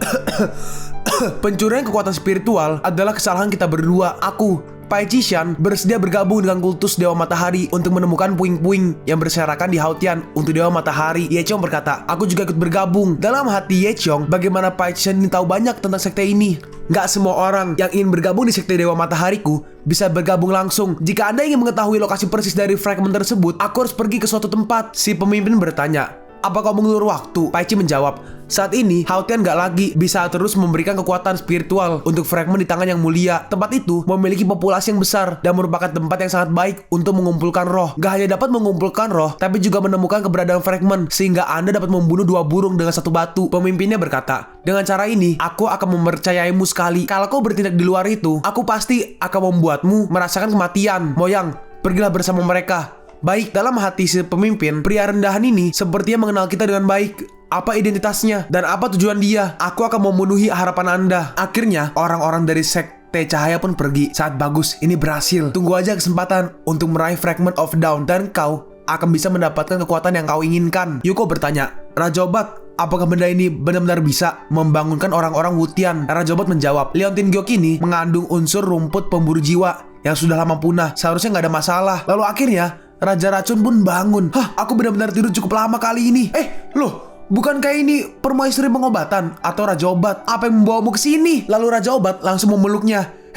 Aku ini seorang pria berkeluarga. Pada awalnya, pikiranmu dikendalikan. Jika Raja Obat nggak datang tepat waktu, aku khawatir nyawamu akan menghilang. Raja Racun berkata, bukankah kau mengatakan bahwa kau putus denganku dan gak ada hubungan lagi dalam hidup ini? Jika tidak, aku gak akan marah untuk sementara waktu dan menikahi saudara perempuanmu. Raja Obat membalas, aku marah saat itu, tapi siapa sangka kau benar-benar pergi. Dalam hati Yuko, gak disangka plot yang dibawa di awal masih ada dalam cerita ini. Salahkan aku juga, mereka seharusnya memiliki akhir yang lebih baik. Kita melihat semua orang di kota telah terkendali oleh sekte cahaya. Hidup Dewa Matahari. Lalu Yuko, dia keluar dan meledakkan petasan. Tapi sepertinya petasan obat yang membuat semuanya menjadi sadar. Loh, kenapa aku ada di sini? Aku merasa sangat lelah dan ngantuk. Nah, aku berhasil. Kau, apa yang ingin kau lakukan? Jangan takut dari kecil. Kakak berjanji akan membuatmu merasa seperti ingin mati. Loh.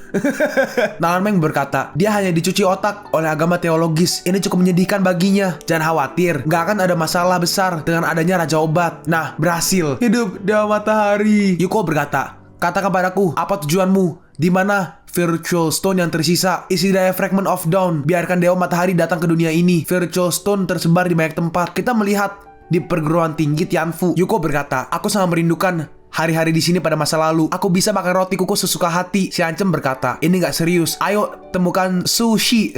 Sushi XUSHI. Dan kakak Meng juga dengan cepat. Mereka harus berdamai satu sama lain. Lalu tiba-tiba, hey, siapa itu?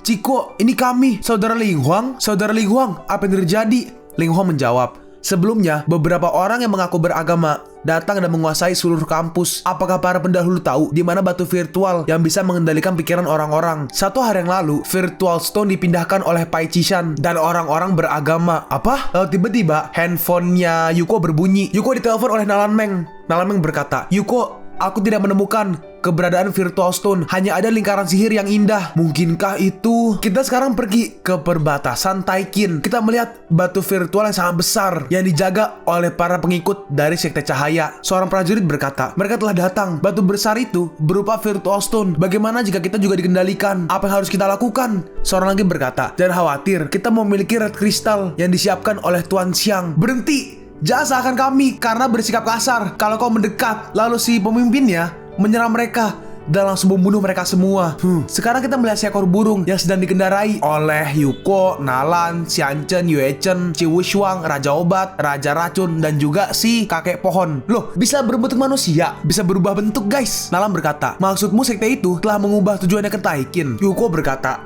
ada kemungkinan basis sekte di Wutian juga telah dihancurkan untuk mengisi daya Fragment of Dawn. Targetnya pasti dipindahkan. Taiki paling dekat dengan Wutian, kemungkinannya paling besar. Dalam hati Yuko, si Wushu sebagai penjahat cerita sebenarnya harus memiliki pemahaman tentang urusan teologi. Xianqin berkata, "Yuko, kau di sini." Yuechen berkata, "Wah, ternyata Taikin terlihat seperti ini." Lalu kita melihat di kota. Mereka melihat para penduduk sedang dibombardir. Kemungkinan terburuk benar-benar terjadi, tapi jangan khawatir. Lalu kita melihat seseorang melapor kepada si Wushu. Orang itu berkata, "Yang mulia, Red Crystal tidak memiliki efek dan kekuatan teisme telah menyebar ke Yanqing." Si Wushu menjawab, "Benar aja, dia telah dikalahkan. Yuko pernah menuliskannya pada aku saat itu, dan aku telah menduga bahwa cepat atau lambat ini akan datang. Turunkan perintah untuk meninggalkan wilayah yang terkena dampak. Kawal orang yang tersisa untuk mengungsi ke arah Taliau." Baik, sepertinya aku nggak bisa menghabiskan waktu terakhirku dengan tenang. Di musim gugur yang penting ini, nggak ada yang bisa kulakukan. Sisanya terserah padamu, Liu Kuo. Lalu tiba-tiba, pintunya dihancurkan. Ternyata itu orang-orang dari Sekte Cahaya. Mereka melempar kepala dari orang tadi. Lalu seseorang dari Sekte Cahaya mengambil pedangnya dan langsung mengancam si Wushu. Dia berkata, "Pak Tua, aku mendengar bahwa kau tahu keberadaan Fragment of Dawn.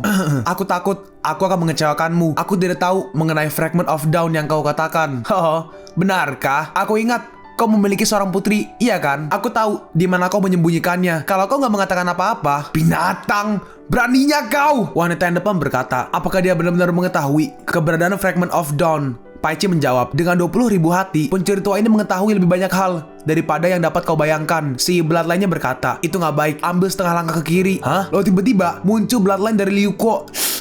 Yuko berkata, "Saya minta maaf yang mulia, saya sedikit terlambat." "Itu nggak terlalu terlambat." "Liu Kuo, kau terlalu bertele-tele." Mereka berdua menyerang Liu Kuo, tapi Liu Kuo berhasil menahannya. "Jangan berpikir untuk bisa pergi dari sini. Kau berani menghalangi Dewa Matahari? Cari mati." Lalu tiba-tiba dari belakang ada yang menahan dia. Ternyata itu adalah rubah berekor 9 dan juga si orang memakai mantel. Sedangkan Paichi, dia diserang oleh Tongsing dan juga Qi Wushuang. Dalam hati Paichi, Isle of Healing Mind, bukankah kau mengatakan bahwa tidak akan ada kecelakaan? Apa yang sedang terjadi? Pelatihnya menjawab, "Jangan khawatir, dia akan datang." Paichi berkata, "Bos, ini aku Paichi Shan. Aku disihir oleh pesona wanita sebelumnya dan itu membuatku melakukan segalanya." Nalam berkata, "Yuko, apa yang akan kita lakukan pada mereka?" Yuko menjawab, "Saudaraku Paichi Shan sudah lama meninggal. Bunuh mereka." Tapi tiba-tiba ada yang menyerang mereka. Ternyata orang ini adalah pemimpin, benar-benar pemimpin dari Sekte Cahaya di alam Universal Vulnerable. Pengecut, membiarkanku berurusan dengan orang-orang biasa. Sayang sekali. Dalam hati Yuko, tekanan sangat kuat. Siapa orang ini? Yuko berkata, "Bawalah yang mulia pergi terlebih dahulu." "Kau mau lari?" Dengan cepat si pemimpin menyerang mereka. Yuko mencoba menyerang balik menggunakan Bloodline-nya, tapi Yuko terkena serangannya. Walaupun tampaknya seperti invincible, serangannya tidak terlihat. Dengan hanya menggerakkan tangannya, Yuko langsung dihempaskan ke tanah. "Yuko, apa kau baik-baik aja?" "Gak apa-apa, aku bisa menghadapinya." Dalam hati Yuko, trik macam apa ini bisa menyerangku dari udara? Gak ada seorang pun di dunia ini yang bisa menjadi lawan kami. Dengan cepat, si Sage Pohon langsung mengikat tubuh dari si pemimpin menggunakan kayu-kayunya. "Di depan raja yang berbudi luhur, kenapa kau berani melawan orang rendahan?" Hahaha.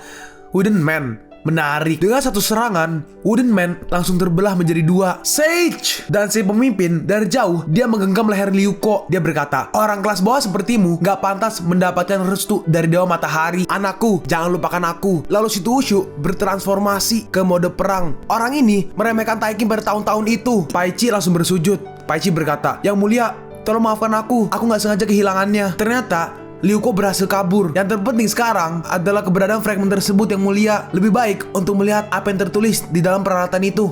Dalam hati Paichi gak bisa diduga teknik itu ini akan dikalahkan. Itu benar-benar sebuah kesalahan. Si Bloodline berkata, "Seperti yang aku katakan, kekuatan mereka di luar perlawanan dunia ini." Tas suratnya kosong. "Apa? Orang rendah sialan, berani aku mempermainkanku." Kita melihat Yuko berhasil kabur. Raja Racun berkata, "Jika bukan karena kau berguna, aku akan meracunimu." Kita melihat si Sage Pohon yang sedang sekarat. Raja Obat berkata, "Kondisinya gak baik, aku belum pernah merawat tanaman." Wine. Buset, udah sekarat masih minta wine. Yuko berkata, "Pada akhirnya aku bahkan gak bisa menyelamatkan Yang Mulia dan bahkan menyebabkan raja yang baik terluka parah." Nalam berkata, "Kau gak perlu menyalahkan dirimu sendiri. Penampilan master seperti itu sudah di luar kemampuan kita." Dalam hati Yuko, "Yang Mulia, jika bukan karena Anda, aku khawatir aku akan dibunuh oleh pria berjubah hitam itu." Yang Mulia takut itu adalah hal buruk dan keberadaan Wuyo tidak akan diketahui. Aku harus memikirkan apa yang harus dilakukan selanjutnya. Hah? Itu salah. Tunggu, Yuko, apa ada yang salah? Saat diambil, Yang Mulia benar-benar licik. Tas sutra yang dibawa pergi hanya untuk mengalihkan perhatian para pria berjubah hitam. Inilah yang ingin Yang Mulia tinggalkan padaku. Lalu Yuko membuka tasnya. Isinya ada sebuah kertas dan sesuatu seperti bola kecil. Nalam bertanya, kenapa kertasnya kosong? Enggak, ini enggak kosong. Lalu Yuko menggunakan skill matanya dan terlihat tulisan di situ. Ayo, bergegas, pergi ke Pincin Pas. Mereka pun sampai di sana. Ternyata di sana ada Fei Long. Fei Long berkata, Yuko, saudara sederhana, akhirnya kau di sini. Di mana Yang Mulia? Yang Mulia, dia. Ya udah, sekarang ikutlah denganku. Kita melihat di dalam ada Wuyo. Ayah,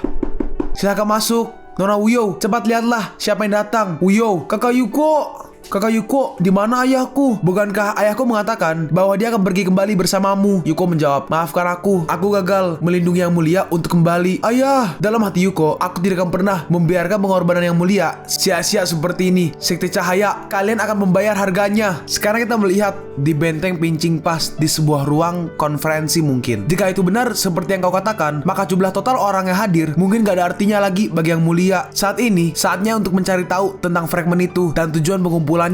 Jika tidak, kita akan sangat pasif. Bukankah Yang Mulia situ meninggalkanmu sesuatu? Aku sudah cek suratnya dan gak ada informasi tentang agama kecuali suratnya. Hanya ada obat mujarab ini dan aku gak menemukan trik apapun setelah membacanya dengan Sky Eye. Mungkinkah itu? Tongsing berkata, mungkinkah ini sejenis pil yang bisa meningkatkan kekuatanmu secara signifikan setelah meminumnya? Qian Hui berkata, setelah meminum pil ini, kau tidak akan takut dengan orang itu. Raja Racun membalas, obat mujarab ini tidak memiliki aura dan jelas tidak akan meningkatkan kemampuan. Benda ini terlihat seperti benda ajaib. Dalam mati Yuko, senjata ajaib. Lalu Yuko seperti melakukan sesuatu dan muncul sebuah hologram situ wushu. Yuko, kalau kau melihat pesan ini, itu membuktikan bahwa lelaki tua ini sudah tidak ada lagi. Aku tidak punya banyak waktu tersisa, jadi kamu gak perlu sedih. Selanjutnya, kau harus mendengarkan dengan cermat apa yang akan aku katakan. Ini tentang kelangsungan hidup seluruh dunia. Lebih dari 30 tahun yang lalu, dalam pertempuran antara Haotian dan Taikin, aku memimpin pasukan ke pedalaman Haotian dan datang ke Dragon City. Ketika aku mendengar bahwa ada properti yang tersisa dari dinasti sebelumnya yang tersembunyi di Dragon City, aku memimpin pasukan untuk menjelajah. Dan benar aja,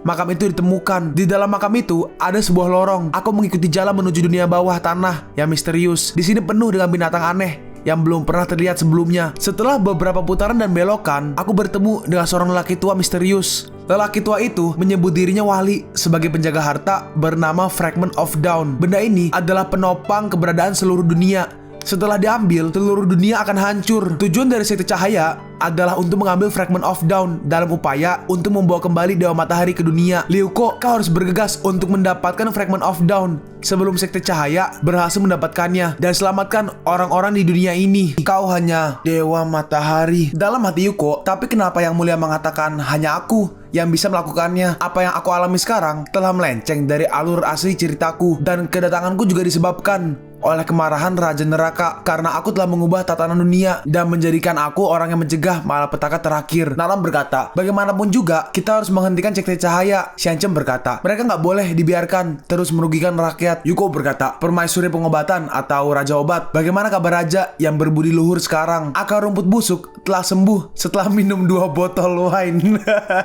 Jenderal, maukah Anda dan Raja yang bajik pergi ke hutan bijak bersama Wuyo dan menghindarinya untuk jangka waktu tertentu untuk memastikan keselamatannya? Oke, jangan khawatir, aku akan merawatnya dengan baik. Lalu akhirnya Liu Kuo pun akan pergi. Yuko berkata, Wuyo, maaf, situasi saat ini sedang krisis. Jenderal akan membawamu ke tempat yang aman. Kakak Yuko, aku tahu aku nggak bisa membantu banyak, jadi aku tidak akan menyusahkanmu. Yuko melanjutkan, setelah semuanya selesai, aku akan mengajakmu makan semua makanan enak. Baiklah, kau nggak boleh mengingkari janjimu. Lalu Wuyo diangkat oleh si Sage Pohon. Kakak Yuko, Yuko berkata, kita harus pergi. Nalam berkata, Yuko, jangan terlalu khawatir, kita akan bisa mengunjunginya lagi. Yuko melanjutkan, hanya saja tidak cukup hanya mengandalkan kekuatan kita sendiri. Kita masih membutuhkan lebih banyak bantuan. Sekarang kita pergi ke Liaoqing di malam hari. Kita melihat banyak sekali kebakaran. Hidup Dewa Matahari. Ternyata banyak sekali orang yang terkendali. Nalam berkata, bahkan orang-orang Taliao telah terpengaruh. Sekte Cahaya benar-benar sekelompok binatang buas. Iya, kita harus bergegas sekarang. Sekarang kita pergi lagi ke air terjun suci Dinasti Liao di malam hari. Panjang umur. Kita melihat ada Sui Qiao, ada Li Rumeng. Kita juga melihat Yun Hai di belakang kiri dan juga si Kura-kura? Loh, kok jadi gede? Liu Rumeng berkata, apa yang harus kita lakukan? Semua orang di luar kendali, dan kami tidak akan. Gak perlu khawatir, pembentukan air terjun kudus dinasti Liao telah dibuka sekarang, dan nafas kutukan gak bisa diinvasi untuk saat ini. Kita melihat juga si roh pedangnya Yuko. Kalau Mimin gak salah ingat ya. Yunhai berkata, brengsek, aku benar-benar ingin pergi ke sana dan bercinta dengan jubah merah. Si rohnya Yuko berkata, kau sebaiknya tinggal di sini. Kau nggak ingin seperti orang lain di luar kan? Lalu tiba-tiba muncul seseorang mungkin. Hah, ternyata disembunyikan di tempat ini. Ternyata orang ini adalah utusan sekte cahaya Yun Yi. Kok cepet banget rusaknya? Lalu si kura-kura siap-siap tuh. Kura-kuranya menyerang, tapi Yun Yi menggunakan satu buah batu virtual stone. Dia menyerang kura-kura itu, dan kura-kura itu langsung tumbang dan terkendali. Panjang umur. Sedangkan Yunhai menggunakan AK-47. Matilah untukku. Hanya itu. Tapi dengan mudah pelurunya semua dihentikan. Hah? Sekarang giliranku. Yun Yi ingin menyerang, tapi tiba-tiba ada sebuah burung muncul. Itu adalah Liu Ko dan juga Nalan. Mereka pun sampai. Li kecil, bos. Hah, gak peduli berapa banyak orang yang datang ke sini. Itu gak berguna. Lalu Yuko langsung mengambil pedangnya. Yun Yi berkata, Kau gak dikendalikan oleh batu virtual. Dan pada akhirnya Liu Ko berhasil menyerangnya. Gak mungkin. Dan Yun Yi langsung terbelah dua. Virtual stone-nya pun juga hancur. Hei, Li kecil, apa kau gak bisa menahan kesepian? Kau datang begitu cepat padaku. Dalam hati Yuko, bagaimana mungkin wanita ini gak tahu malu begitu aku datang? Bagaimana cara aku menjelaskannya pada Meng Er? Yo, Nyonya Honor juga ada di sini. Nyonya Honor ya istrinya lah ya. Yaudah, mari kita ke bisnis pertama. Yuko berkata, kalian bawa Leontin Giok ini untuk menahan kendali batu virtual. Sue Chao berkata, aku belum pernah mendengar tentang sekte cahaya, tapi aku akan berusaha untuk melakukan apa yang kau katakan. Selain itu, Pei Tua, kau tetap berjaga di sini untuk menjaga Sue Chao. Oke, sama jalan bos. Dalam hati Sue Chao, Nalan Meng emang sangat cantik. Gak heran kalau kau terus memikirkannya. Saat terbang, Nalan berkata, itu permaisuri Taliao. Dia mempunyai karakter yang baik. Hiko berkata, Meng Er, ini salah paham. Itu Sue Chao. Dia rakus akan tubuhku, dan aku gak punya perasaan terhadapnya. Ketika aku menyelesaikan bisnis, mari kita lihat bagaimana aku akan berurusan denganmu. Yuko pun kembali. Lalu Yuko dihampiri oleh Xianchen. Xianchen berkata, Yuko, apa kau khawatir? Yuko menjawab, pertarungan ini sengit dan aku gak yakin bisa menang. Xianchen bertanya, masih ingat keputusannya? Yuko menjawab, iya, sekarang kau dan aku bukan apa yang kita dulu. Kita pasti akan bisa menembus tingkat tertinggi.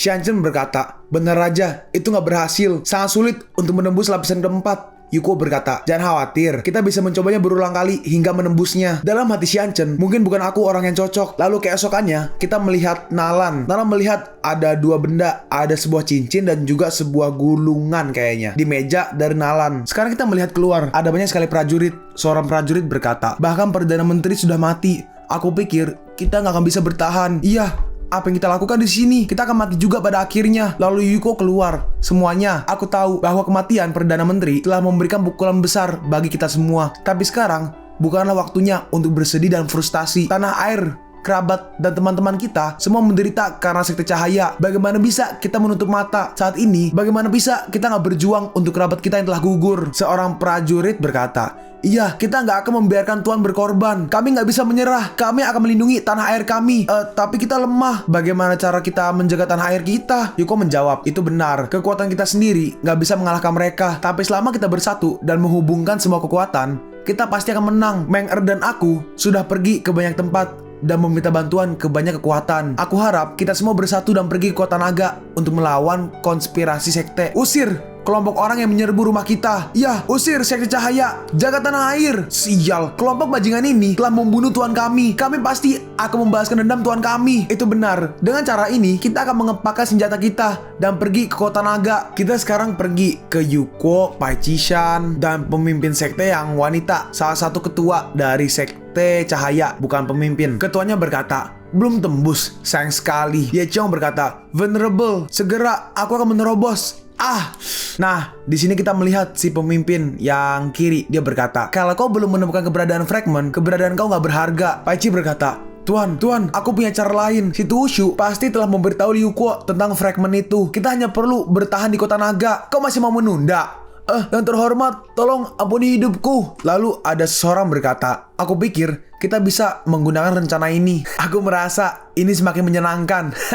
Ayo, katakan yang sebenarnya. Akui dan aku akan bersikap lunak. Sandra yang kiri berkata, Jiwa yang tertinggi dapat mengendalikan kekuatannya dengan pikirannya, memiliki kekuatan untuk menembus bintang. Yang kanan berkata, makhluk tertinggi yang dapat mengendalikan pikiran dan perilaku manusia, serta menciptakan batu virtual yang hebat. Nalam berkata, satu vulnerable cukup sulit. Aku nggak menyangka akan ada 3. Jadi sulit untuk mengatasi ini. Yuko berkata, jadi apa kelemahan mereka? Itu vulnerable. Kelemahannya adalah... Lalu mereka diam. Yuko bertanya, ada apa? Apa kau jadi bisu? Ci Wushuang berkata, racunnya habis, jadi kita nggak bisa menginterogasi lagi. Yuko berkata, hey, aku seharusnya memberitahu Raja Iblis racun tahu untuk kasih racun lagi sebelum pergi. Lalu akhirnya salah satu dari sandera itu sadar dan dia langsung membunuh sandera yang kiri. Halo guys, apa kabar? Dalam hati Yuko, ini nggak bagus. Yuko berkata, tetap di belakang semuanya. Yuko menodongkan pedangnya, tapi tiba-tiba Yuko dihempaskan. Yuko, aku baik-baik aja. Dalam hati Ryuko, untuk dapat mengendalikan perilaku Moyang, bahkan meleburkan kesadaran ke dalam tubuh Moyang. Apakah ini kau adalah tertinggi yang ditinggikan? Sepertinya kau gak sebodoh itu. Jangan gugup. Aku hanya ingin melihat seperti apa mainan baruku. Lagi pula, itu akan menyenangkan. Kau berpura-pura menjadi dewa. Sekarang, aku punya kalian untuk bermain. Sekarang dia gak berguna. Sampai jumpa. Aku menunggumu di kota naga. Lalu tiba-tiba ada sebuah ledakan dan dia langsung menghilang. Kota naga. Dan kita melihat Pai Chishan dan juga si pengendali tadi. 1, 2, 3, 4. Hanya ada 4 mainan. Gak menyenangkan sekali. Pai Chi berkata, hanya ada 4 orang. Mungkinkah yang lain menyelamatkan tentara? Hahaha. Benar. Semakin banyak mainan, semakin menyenangkan. Sekarang kita pergi ke pinggiran kota naga. Yuko melihat-lihat situasi. Dia melihat di pintu gerbang ada 4 orang yang berjaga dari Sekte Cahaya. Nalam bertanya, Yuko, bagaimana situasinya? Kota naga sudah ditempati oleh Sekte Cahaya. Kita harus menemukan cara untuk menyelinap. Seseorang berkata, serahkan aja masalah ini padaku. Ini giliranku. Ternyata dia bisa menyamar dan merubah penampilan. Mereka pun menyamar sebagai orang-orang dari Sekte Cahaya dan mereka masuk duta besar. Nih, terima pembaptisan Dewa Cahaya. Dalam hati Yuko, fragmen harus diperoleh dengan cepat untuk membebaskan orang-orang ini. Yuko, itu, hey, di mana keberadaan harta itu?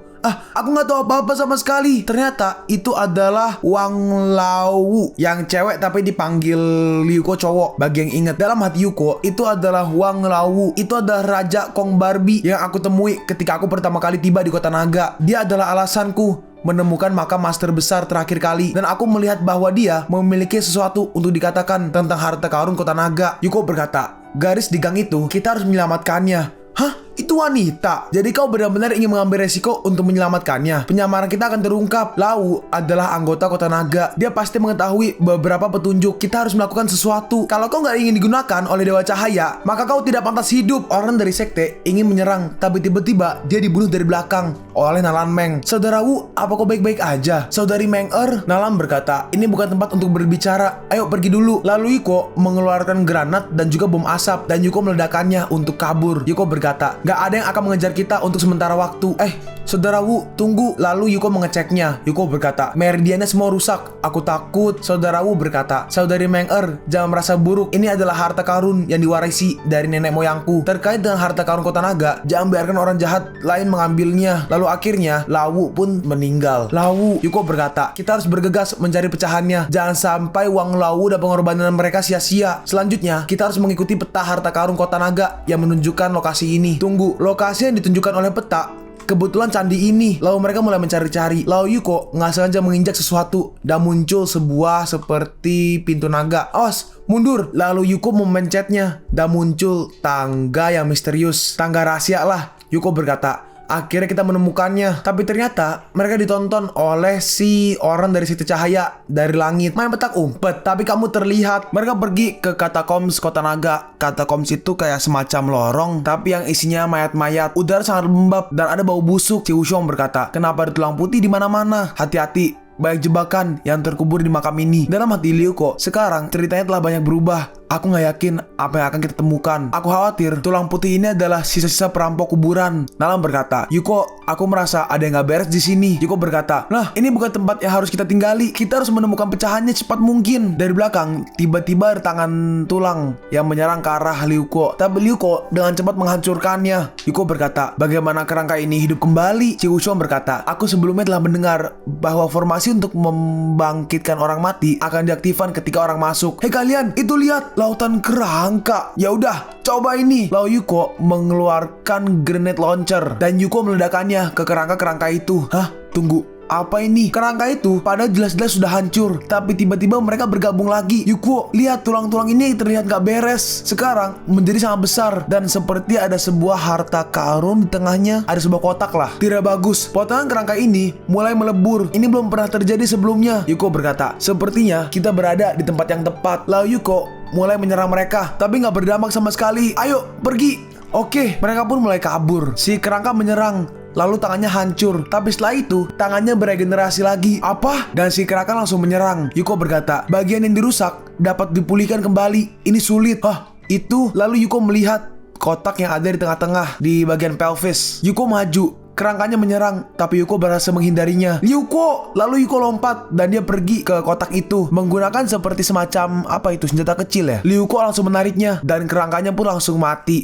Akhirnya benda ini terlalu sulit. Dalam hati Yuko, aku gak berharap Lau menyelamatkan kita akhirnya. Oh, itu benda harta yang dikasih Lau pas di awal. Nalan berkata, harta macam apa kotak ini bisa membuat kerangka ini kembali hidup? Yuko berkata, kita buka dulu. Saat dibuka, seperti ada sebuah puzzle. Nalan berkata, apa itu? Kenapa aku belum pernah melihatnya sebelumnya? Dalam hati Yuko, ini bukanlah sesuatu yang seharusnya ada di dunia ini. Apa yang terjadi di sini? Lalu Yuko membelahnya. Kan puzzle kan, jadi kayak dilepas. Dan tiba-tiba, lantainya seperti terbuka dan muncul seperti sebuah lubang. Dan mereka pun jatuh ke dalam. Dengan cepat, Yuko memunculkan bloodline-nya dan langsung menangkap mereka semua. Menger, astaga ini, ya Tuhan, begitu banyak harta. Tempat apa ini? Yuko berkata, iya, ini semua adalah harta yang ditinggalkan oleh dinasti Naga Suci. Hah, ini? Xianchen berkata, aku merasakan sesuatu seolah menarikku ke depan. Lalu Yuko mengambil sebuah kotak dan melihat isinya ada sebuah cermin. Dalam hati Yuko, ada barang lain yang bukan milik dunia ini. Aku pikir ini seharusnya... Hei, Yuko! Lihat, aku menemukan ini di antara harta karun. Hah? Ini adalah tombak ebis kuno yang kualitasnya sama dengan pedang matahari dan bulan. Hei, ini ada gulungan ilusi yang telah lama hilang di sini. Si Wushong berkata, ini pedang yang bagus. Dalam hati Yuko, apakah kebetulan semua orang mendapatkan senjata atau buku rahasia? Atau apakah ada yang tahu kalau kami datang? Lalu tiba-tiba, hartanya seperti menghilang. Ini, kenapa harta karun itu menghilang? Apakah setiap orang hanya bisa mengambil satu? Lalu harta itu seperti masuk atau membentuk sebuah, tong. Apa-apaan ini? Ketika mereka berada di celah pincin, proyeksi Tuan berbicara perlahan. Di dalam kubur, ada sebuah bagian. Yang paling penting adalah bahwa itu adalah bagian dunia bawah tanah yang dikatakan Tuan. Hei, ini adalah medan perang terakhir. Kita harus mendapatkan pecahannya. Kita nggak boleh membiarkan Sekte Dewa Cahaya berhasil. Yuko, kita akan menang. Lalu mereka mulai berjalan ke arah sana. Sekarang kita melihat di ruang pelatihan Sekte Dewa Cahaya, Ye Qiong sedang berlatih. Salah satu tengkoraknya mulai seperti retak. Hah, sialan. Kenapa gagal lagi? Bagaimana caranya agar Demon Fury berwajah 1000 ini akan terbangun sepenuhnya? Dalam hati Paichi, tentu saja itu karena aku, dasar bodoh. Jika amukan iblis berwajah 1000 juga bangkit, kekuatanmu untuk mengambil alih tubuh akan ditingkatkan, dan aku tidak akan membiarkanmu memiliki kesempatan untuk mengambil alihku. Hah? Aduh, untuk kekudusan. Dalam hati Ye Qiong, apa yang dilakukan Pai Qishan di sini? Ternyata si pemimpin sekte datang. Sungguh sia-sia. Kenapa kau belum menerobos?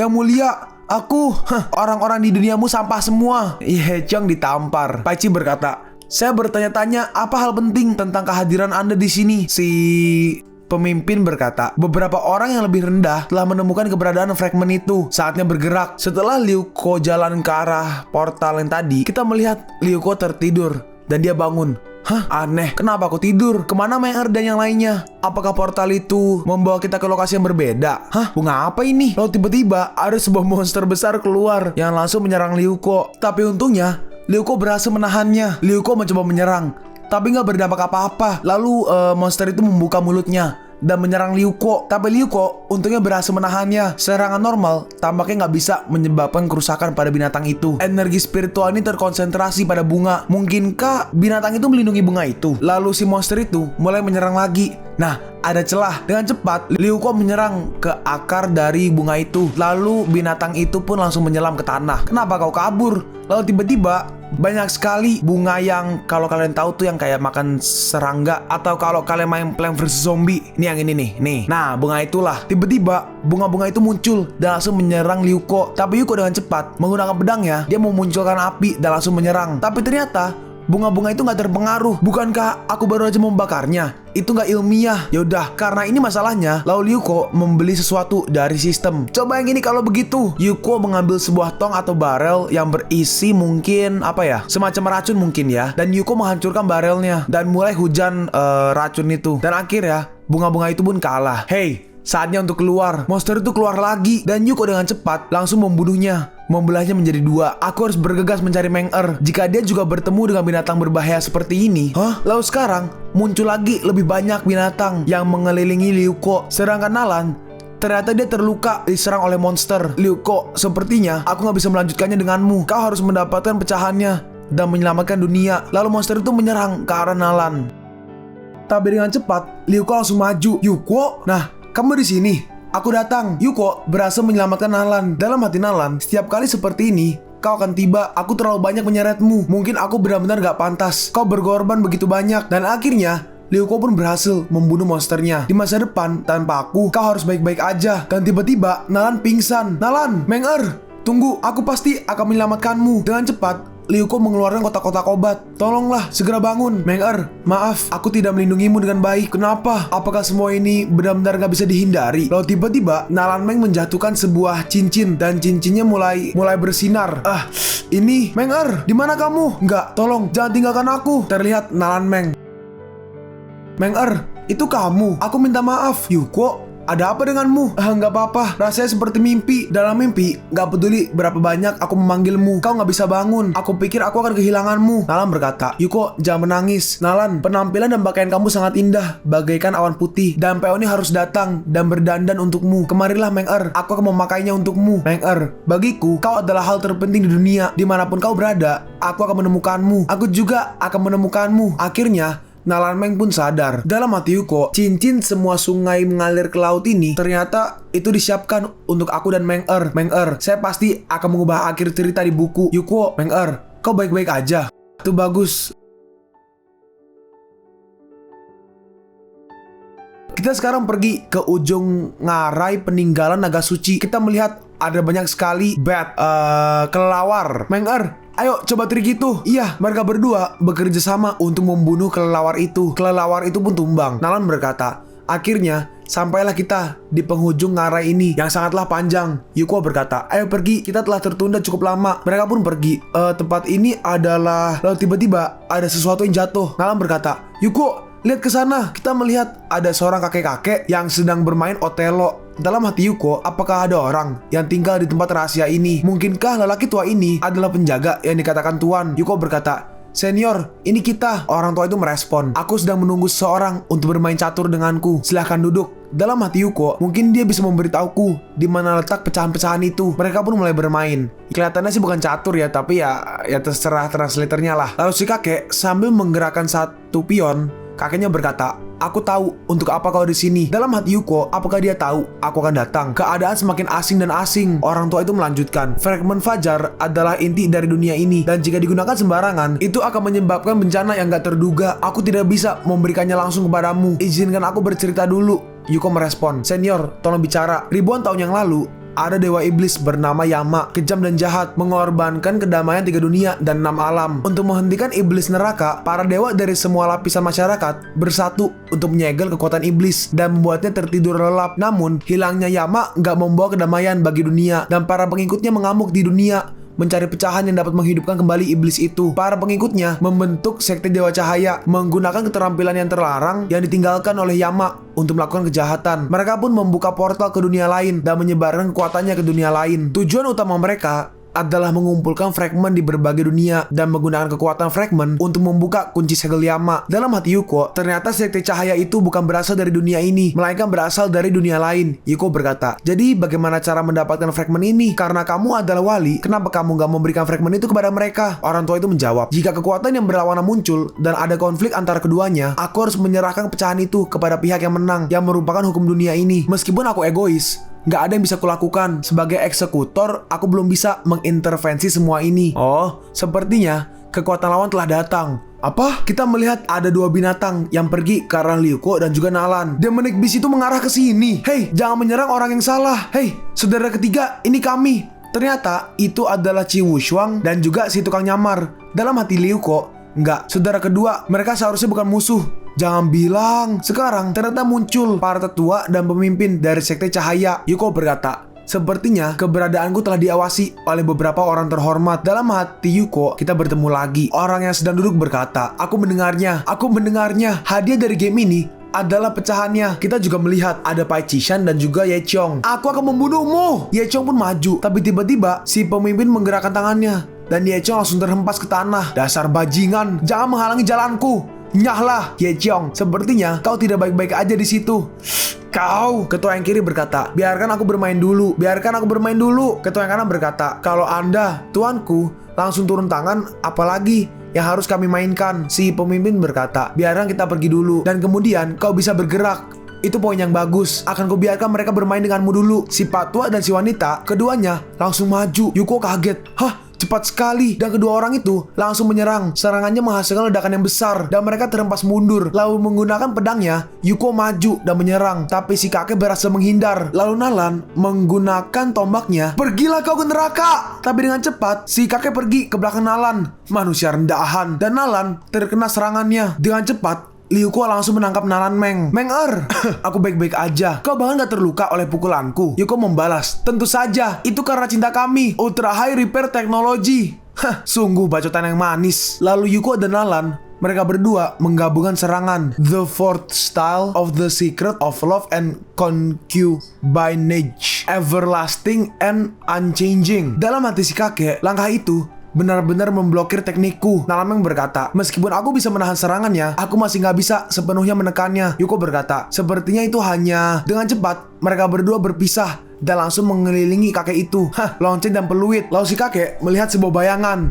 Aku akan mengambil nyawamu. Dan dia menyerang ke Ryuko, tapi dari kelihatannya sih sepertinya cuma boneka ya. Ini apa yang terjadi di sini? Lalu tiba-tiba keluar sebuah pistol. Si boneka bawa pistol. Yuko berkata, udah lama sejak aku menggunakan boneka. Kita melihat Yuko yang asli di belakangnya. Sampai jumpa. Dan Yuko berhasil menembak kepala dari si kakek itu. Konyol sekali kalian mencoba mendapatkan fragmen itu hanya dengan kemampuan kecil kalian. Lalu mereka berdua maju lagi. Pergilah kau ke neraka. Udah aku bilang, kalian gak berguna. Dengan mudah mereka berdua dikalahkan. Sial, tamparan jalang itu bisa langsung menyerang jiwa. Dalam hati wanita ini, apa itu? Beberapa teknik aneh. Hei jalang, cobalah ini. Dia membuat kabut asap. Kau mengamburkan pandanganku dan mencoba menyelinap ke arahku. Hah, naif sekali. Chi Wushuang menyerang, tapi serangannya hampir mengenai si ketua sekte. Tapi ternyata berhasil ditahan oleh rantai-rantainya. Karena kau ingin menyakitiku, aku akan mengorbankanmu kepada Dewa Matahari. Chi Wushuang pun kalah. Nah, tinggal satu lagi. Tapi ternyata muncul lagi Chi Wushuang dan dia membawa pedang. Hah? Bagaimana mungkin? Apa kau belum? Hei, jalang bau, jangan membodohi kami. Lalu si ketua berhasil tertangkap dan terikat oleh jaring-jaring akar. Oh, apa itu sage pohon, guys? Akan kubiarkan kau melihat makna mendalam dari seni bela diri keluarga Chi. Lalu Chi Wushuang menggunakan skill The Dragon of Nowhere. Serangan itu menghasilkan ledakan yang besar dan juga lubang yang sangat besar juga. Chi Wushuang berkata, menyamar sebagai diriku untuk mengancam dari timur dan menyerang dari barat. Terima kasih sudah bisa memikirkan trik itu. Tapi apa yang terjadi? Sebelum pergi, aku mengambil ranting dari Old Virtuous King atau si sage pohon dan menambahkan latihan di harta karun untuk berhasil mengendalikan wanita tua itu. Lalu Yuko dan Nalan menghampiri mereka. Kakak! Chi Wushuang berkata, nggak apa-apa, kami sudah mengalahkannya. Hebat. Kalian berhasil mengalahkan mereka berdua. Seru, ini sangat seru. Sayangnya, aku masih belum bisa memainkan permainan ini. Mereka berdua terlalu kuat. Hah, lalu tiba-tiba ini buruk. Ternyata mereka belum mati. Guys, yang ingat karakter yang di kiri, coba komen dong, Mimin lupa. Orang yang di kiri berkata, sial, aku sudah seperti ini. Tapi wanita tua itu bahkan gak terluka. Ini gak mungkin. Lalu dari belakang, kita melihat si kakek juga masih belum tewas. Dalam hati Yuko, sepertinya aku meremehkan kekuatan mereka. Semut akan selalu menjadi semut. Terimalah hukuman dewa. Lalu mereka berempat maju menyerang kedua ketua itu. Lalu ketua yang ini menyiapkan serangannya juga. Yuko mencoba memunculkan sebuah perisai untuk menahan serangannya. Sekelompok sampah. Lalu dia menyerang dan alhasil perisainya hancur. Qi Wushuang dan juga orang yang kanan maju. Dan mereka dua dalam sekejap langsung dikalahkan. Hati-hati dengan teknik aneh mereka. Mereka berdua pun maju. Qi Wushuang mengeluarkan naganya lagi. Tapi tiba-tiba Qi Wushuang terkena serangan. Organ dalammu sudah hancur sekarang. Bagaimana rasanya? Lebih baik mati daripada hidup. Si Pak Tua berkata. Permainan berakhir. Si wanita berkata, pecahan fajar hanya milik Dewa Matahari. Sialan. Akhirnya ketemu juga. Apa yang ada di tanganmu? Rencana ini sudah terkubur untuk waktu yang lama. Lalu Yuko memunculkan cermin tadi. Cermin prisma pelangi adalah satu-satunya harta magis di dunia ini yang bisa melakukan teleportasi massal. Yuko, kami di sini. Dan akhirnya semuanya datang. Kita melihat banyak sekali orang yang keluar dari cermin itu. Cermin itu menjadi area teleportasi. Orang-orang rendahan, mati aja. Lalu tiba-tiba mereka berdua terkena serangan. Ini apa yang terjadi di sini? Kita melihat banyak sekali tangan batu. Orang yang atas berkata, aku nggak menyangka kalau pria tua ini masih memiliki kesempatan untuk menggunakan teknik trik boneka di usiaku ini. Orang yang atas adalah kepala klan penyihir kerajaan selatan, Wu Heqiu. Sedangkan yang botak ini adalah kultivator terkuat di selatan, Nanyan. Dia berkata, apa kalian ingin menghancurkan dunia? Tongxi menghampiri Yuko. Bro, apa kau baik-baik aja? Yuko menjawab, saudara botak, aku tidak akan mati semudah itu. Botak. Raja Obot berkata, jangan bergerak. Dalam hati Yuko, aku sudah lama mengetahui kalau harta karun kota naga mengandung cermin prisma pelangi. Jadi aku meminta Xianchen dan yang lainnya untuk pergi ke seluruh dunia terlebih dahulu untuk meminta bantuan. Meskipun dunia ini telah berubah, sepertinya aku sudah memenangkan taruhan sekarang. Hanya dengan menghubungkan semua kekuatan, kami bisa melindungi seluruh dunia ini. Semakin lama semakin ramai. Ini sangat menyenangkan. Majulah kalian semua. Mari kita buat permainan ini semakin menyenangkan. Baik, kita melihat pengikut sekte cahaya juga banyak. Hidup Dewa Matahari. Mereka pun mulai menyerang. Ayo, mereka datang. Dewa Matahari sialan. Pergilah ke neraka. Akhirnya peperangan pun terjadi. Kita melihat Ye Qiong menyerang Liu Kuo. Liu Kuo, aku akan membunuhmu. Lalu tiba-tiba ada menyerang Ye Qiong dari kanan. Wow. Kita melihat Xianchen dan juga Yue Chen. Yue Chen berkata, Ye Qiong, saatnya mengakhiri keluhan kita. Mereka berdua pun maju menyerang Ye Qiong. Jalang, ingatlah hubungan kita. Sekarang patuhi aku. Aku masih bisa membiarkanmu hidup. Yue Chen berkata, rambut kodok, kau ini burung pemangsa atau binatang buas. Adikku buta untuk berkencan denganmu. Dengan tampilan ini, kau pasti tusuk gigi. Diamlah. Dulu adikmu meninggalkanku dan pergi dengan Liu Kuo. Hari ini aku akan membuatmu membayar harganya. Mereka dua beradu serangan. Ye Qiong, kaulah yang akan membayar harga atas perbuatan jahatmu. Yue Chen berhasil menendang Ye Qiong. Jalang, matilah kau. Lalu Ye Qiong menggunakan skill mulut abyss dan menyerang mereka berdua. Kau jangan coba-coba menyakiti saudariku. Mereka berdua berhasil menahan serangannya. Dalam hati Ye Qiong, mulut abis sialan. Di mana kekuatanmu? Bloodline-nya berkata, di sana ada orang yang sedang menarik kekuatanku. Dan Ye Qiong sadar itu Pai Qishan. Jadi kau. Dan mereka berdua berhasil menyerang Ye Qiong. Xianchen berkata, Ye Qiong udah mati. Kakak, mari kita pergi. Panjang umur. Panjang umur. Tongxing berkata, sial, orang-orang ini benar-benar gila. Berapa banyak anggota di sekte ini? Temannya yang belakang berkata, bunuh aja sebanyak yang kau bisa. Si kakek berkata, manusia rendahan, menyerah aja. Lalu seseorang menggunakan skill boneka santet dan dia menggunakan jarum menusuk-nusuk bonekanya. Dan alhasil si kakek tertusuk-tusuk dari semua arah. Apa ini juga disebut manipulasi? Wu Heqiu terkena serangannya dan bonekanya hancur. Dari belakang kita melihat ada monster tanah besar. Nih, rasakan tinjuku. Monster batu itu menyerang mereka. Tapi si wanita memunculkan arai. Tampaknya berat. Lalu si kakek mengumpulkan kekuatan di tangannya dan langsung menyerang ke arah batu itu. Hancurlah! Mereka berdua kelelahan. Kau adalah orang yang membunuh kakak laki-lakiku. Lalu kakek tua ini memunculkan sebuah naga menyerang mereka berdua. Mereka berdua menggunakan skill gaya ke-6 Secret of Love and Concubinage. Yuko dan Meng Er menyerang ke arah mereka berdua. Kalian! Dan serangannya menghasilkan ledakan yang besar. Kita melihat lubang yang sangat besar dan juga dua badan dari si ketua kakek dan juga ketua wanita.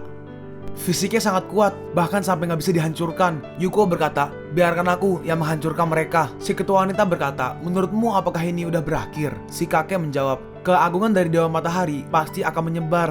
Yuko maju menggunakan pedangnya. Lalu tiba-tiba, awas!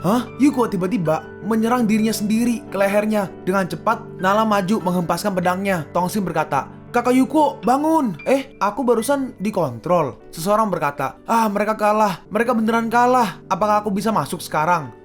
Kalian berdua benar-benar gak berguna. Aku akan menghukum kalian. Sambil pergi, si anak kecil berkata, "Oh ya, BTW, jangan pergi dulu. Aku akan kembali nanti." Yuko berkata, "Kau mau kabur?" "Oh iya, aku hampir lupa. Ingatlah untuk menungguku." Lalu si anak kecil membawa kedua orang itu melewati portal. Dia berkata, "Sekarang saatnya untuk menghukum pecundang seperti kalian. Tolong, berikan saya satu kesempatan lagi. Kami akan membunuh mereka langsung." Iya, tetapi anak yang kalah dalam game harus diberi hukuman. Terus aku harus apa? Itu dia. Jangan, tolong, biarkan kami sendiri. Patuhlah kalian. Makan permen ini dan kalian berdua akan menjadi sangat kuat. Kita melihat Nalan dan Yuko, mereka berdua masih dikontrol dan mereka bertarung. Dan tapi akhirnya mereka sadar. Yuko berkata, "Sial, kita dikontrol lagi. Sepertinya The Secret of Love and Concubinage telah membawa kesadaran kita kembali." Nalan berkata, "Tetapi yang lain juga sedang dikontrol. Bagaimana bisa?" Xianchen dan Yue Chen pun kembali. Xianchen berkata, "Kita baru aja membunuh Ye Chong. Apa yang terjadi di sini?" Yuko berkata, "Hati-hati, semuanya sedang dikontrol oleh si Venerable." Dalam hati Yuko, ini benar-benar sebuah masalah. Tiba-tiba kita melihat sebuah aura kuning yang menyebar ke orang-orang. Ternyata itu adalah Raja Racun dan juga Raja Obat. Raja Obat ini hanya antidot sementara atau antidot. Penangkal. Ini hanya penangkal sementara. Tapi jangan terlalu senang. Jika si Venerable menggunakan semua kekuatannya, obatku mungkin gak bekerja. Aku gak menyangka seorang hantu beracun tua sepertiku akan menggunakan racun membunuh untuk menyelamatkan orang. Lalu tiba-tiba, "Hei, aku kembali. Maaf membuat kalian menunggu. Kali ini kita harus menang." Mereka berdua kembali muncul dan para bawahannya tampak sangat kuat sekarang. Kalau begitu, mari kita mulai ronde kedua. Bunuh! Perang besar pun terjadi. Mari, bermain bersama. Kita melihat Pai Chi menghampiri mayat dari Ye Chong. Ini adalah neraka di bumi. Bukankah begitu, Ye Chong? Jangan khawatir, aku gak akan membiarkan kamu mati secepat ini. Para idiot sekte belum menemukan fungsi sebenarnya dari batu virtual. Dan kemudian kekuatanmu akan menjadi milikku. Kita melihat Yuko dan kawan-kawan maju. Ketua ini menyerang Liuko dan juga Nalan. Mereka pun terhempas. "Hei, biarkan aku membantumu." Kita melihat muncul golem batu, tapi dengan mudah dihancurkan. Sangat menyenangkan. Ayo, sungguh menyenangkan memiliki banyak orang di sini. Sedangkan si rubah berekor 9 masih mencoba menahan seseorang dari sekte cahaya. Dalam hati Liuko, meskipun kedua Venerable ini menjadi lebih kuat, perilaku mereka jauh lebih lucu dari sebelumnya. Dan anak ini hanya mengendalikan para pembudidaya dengan kultivasi yang lebih rendah untuk saling membunuh. Aku tahu, Supreme Venerable hanya bisa memaksa dua Venerable dan gak punya waktu untuk mengendalikan kita untuk membunuh satu sama lain. "Hei kalian, bunuh anak itu dulu." Oke, kita melihat Xianchen dan juga Yue Chen menggabungkan serangan untuk menyerang mereka. "Anak kecil, coba trik ini." Mereka berdua menyerang, tapi si kakek berhasil menahan serangannya. Dalam hati Yuko, serangan itu diserap. Lalu kita melihat sepertinya itu semacam portal. Jadinya serangannya bisa dikeluarkan lagi. Kenapa serangan Xianchen pada ketua sekte itu muncul di depanku barusan? Serangannya mengarah ke Liuko dan juga Nalan. "Yuko, aku baik-baik aja." Yuko berkata, "Raja Racun, apakah ada racun yang bisa meracuni orang tua ini sampai mati?" Raja Racun menjawab, "Emang ada, tetapi racun itu harus masuk ke tubuh manusia melalui luka agar efektif." "Oke, terima kasih." Raja Racun memberi Yuko racun. Dalam hati Yuko, jika tidak seperti yang aku harapkan, kita melihat Yuko dihajar. Apa? Tampaknya Liuko berhasil menaruh racun ke si kakek tua. Dalam hati Yuko, kemampuan Venerable Universal untuk melepaskan portal teleportasi memungkinkan tinjunya melewati portal saat menyerang untuk menyerang musuh yang jauh. Kemudian langsung menutup portal, menciptakan serangan dari udara tipis. Hal yang sama berlaku untuk Venerable Universal yang mampu menahan peluru yang ditembakkan ke kepalanya dengan mengandalkan portal nggak terlihat. Venerable belaka sebenarnya hanya tubuh fana dan racun pasti bisa melukainya. Aku nggak bisa menyakitinya, tetapi jika dia menyerangku, dia akan ditusuk dan dia secara alami diracuni. And armor masih sangat berguna melawan serangan fisik. Lalu Yuko menghampiri si anak kecil. "Hei, mati dengan patuh. Mainanku kok hilang ya?" "Ya hilang, ya udah deh. Yang penting masih banyak." Tiba-tiba kita melihat seorang perempuan membekukan si ketua wanita. "Tuan muda, aku kembali." Sueer, ternyata itu adalah Chun Sue. Kalian pun sampai di penghujung video ini. Kalian mau tahu lanjutan chapter ini? Atau manhwa menarik lainnya? Makanya, jangan lupa subscribe biar kalian gak ketinggalan kalau gue upload video baru. Jangan lupa like, komen, dan share ke teman-teman kalian supaya channel ini bisa lebih berkembang ke depannya. Segitu dulu dari video cerita manhwa. Gua Sabik undur diri. See you on the next video. Zaijian.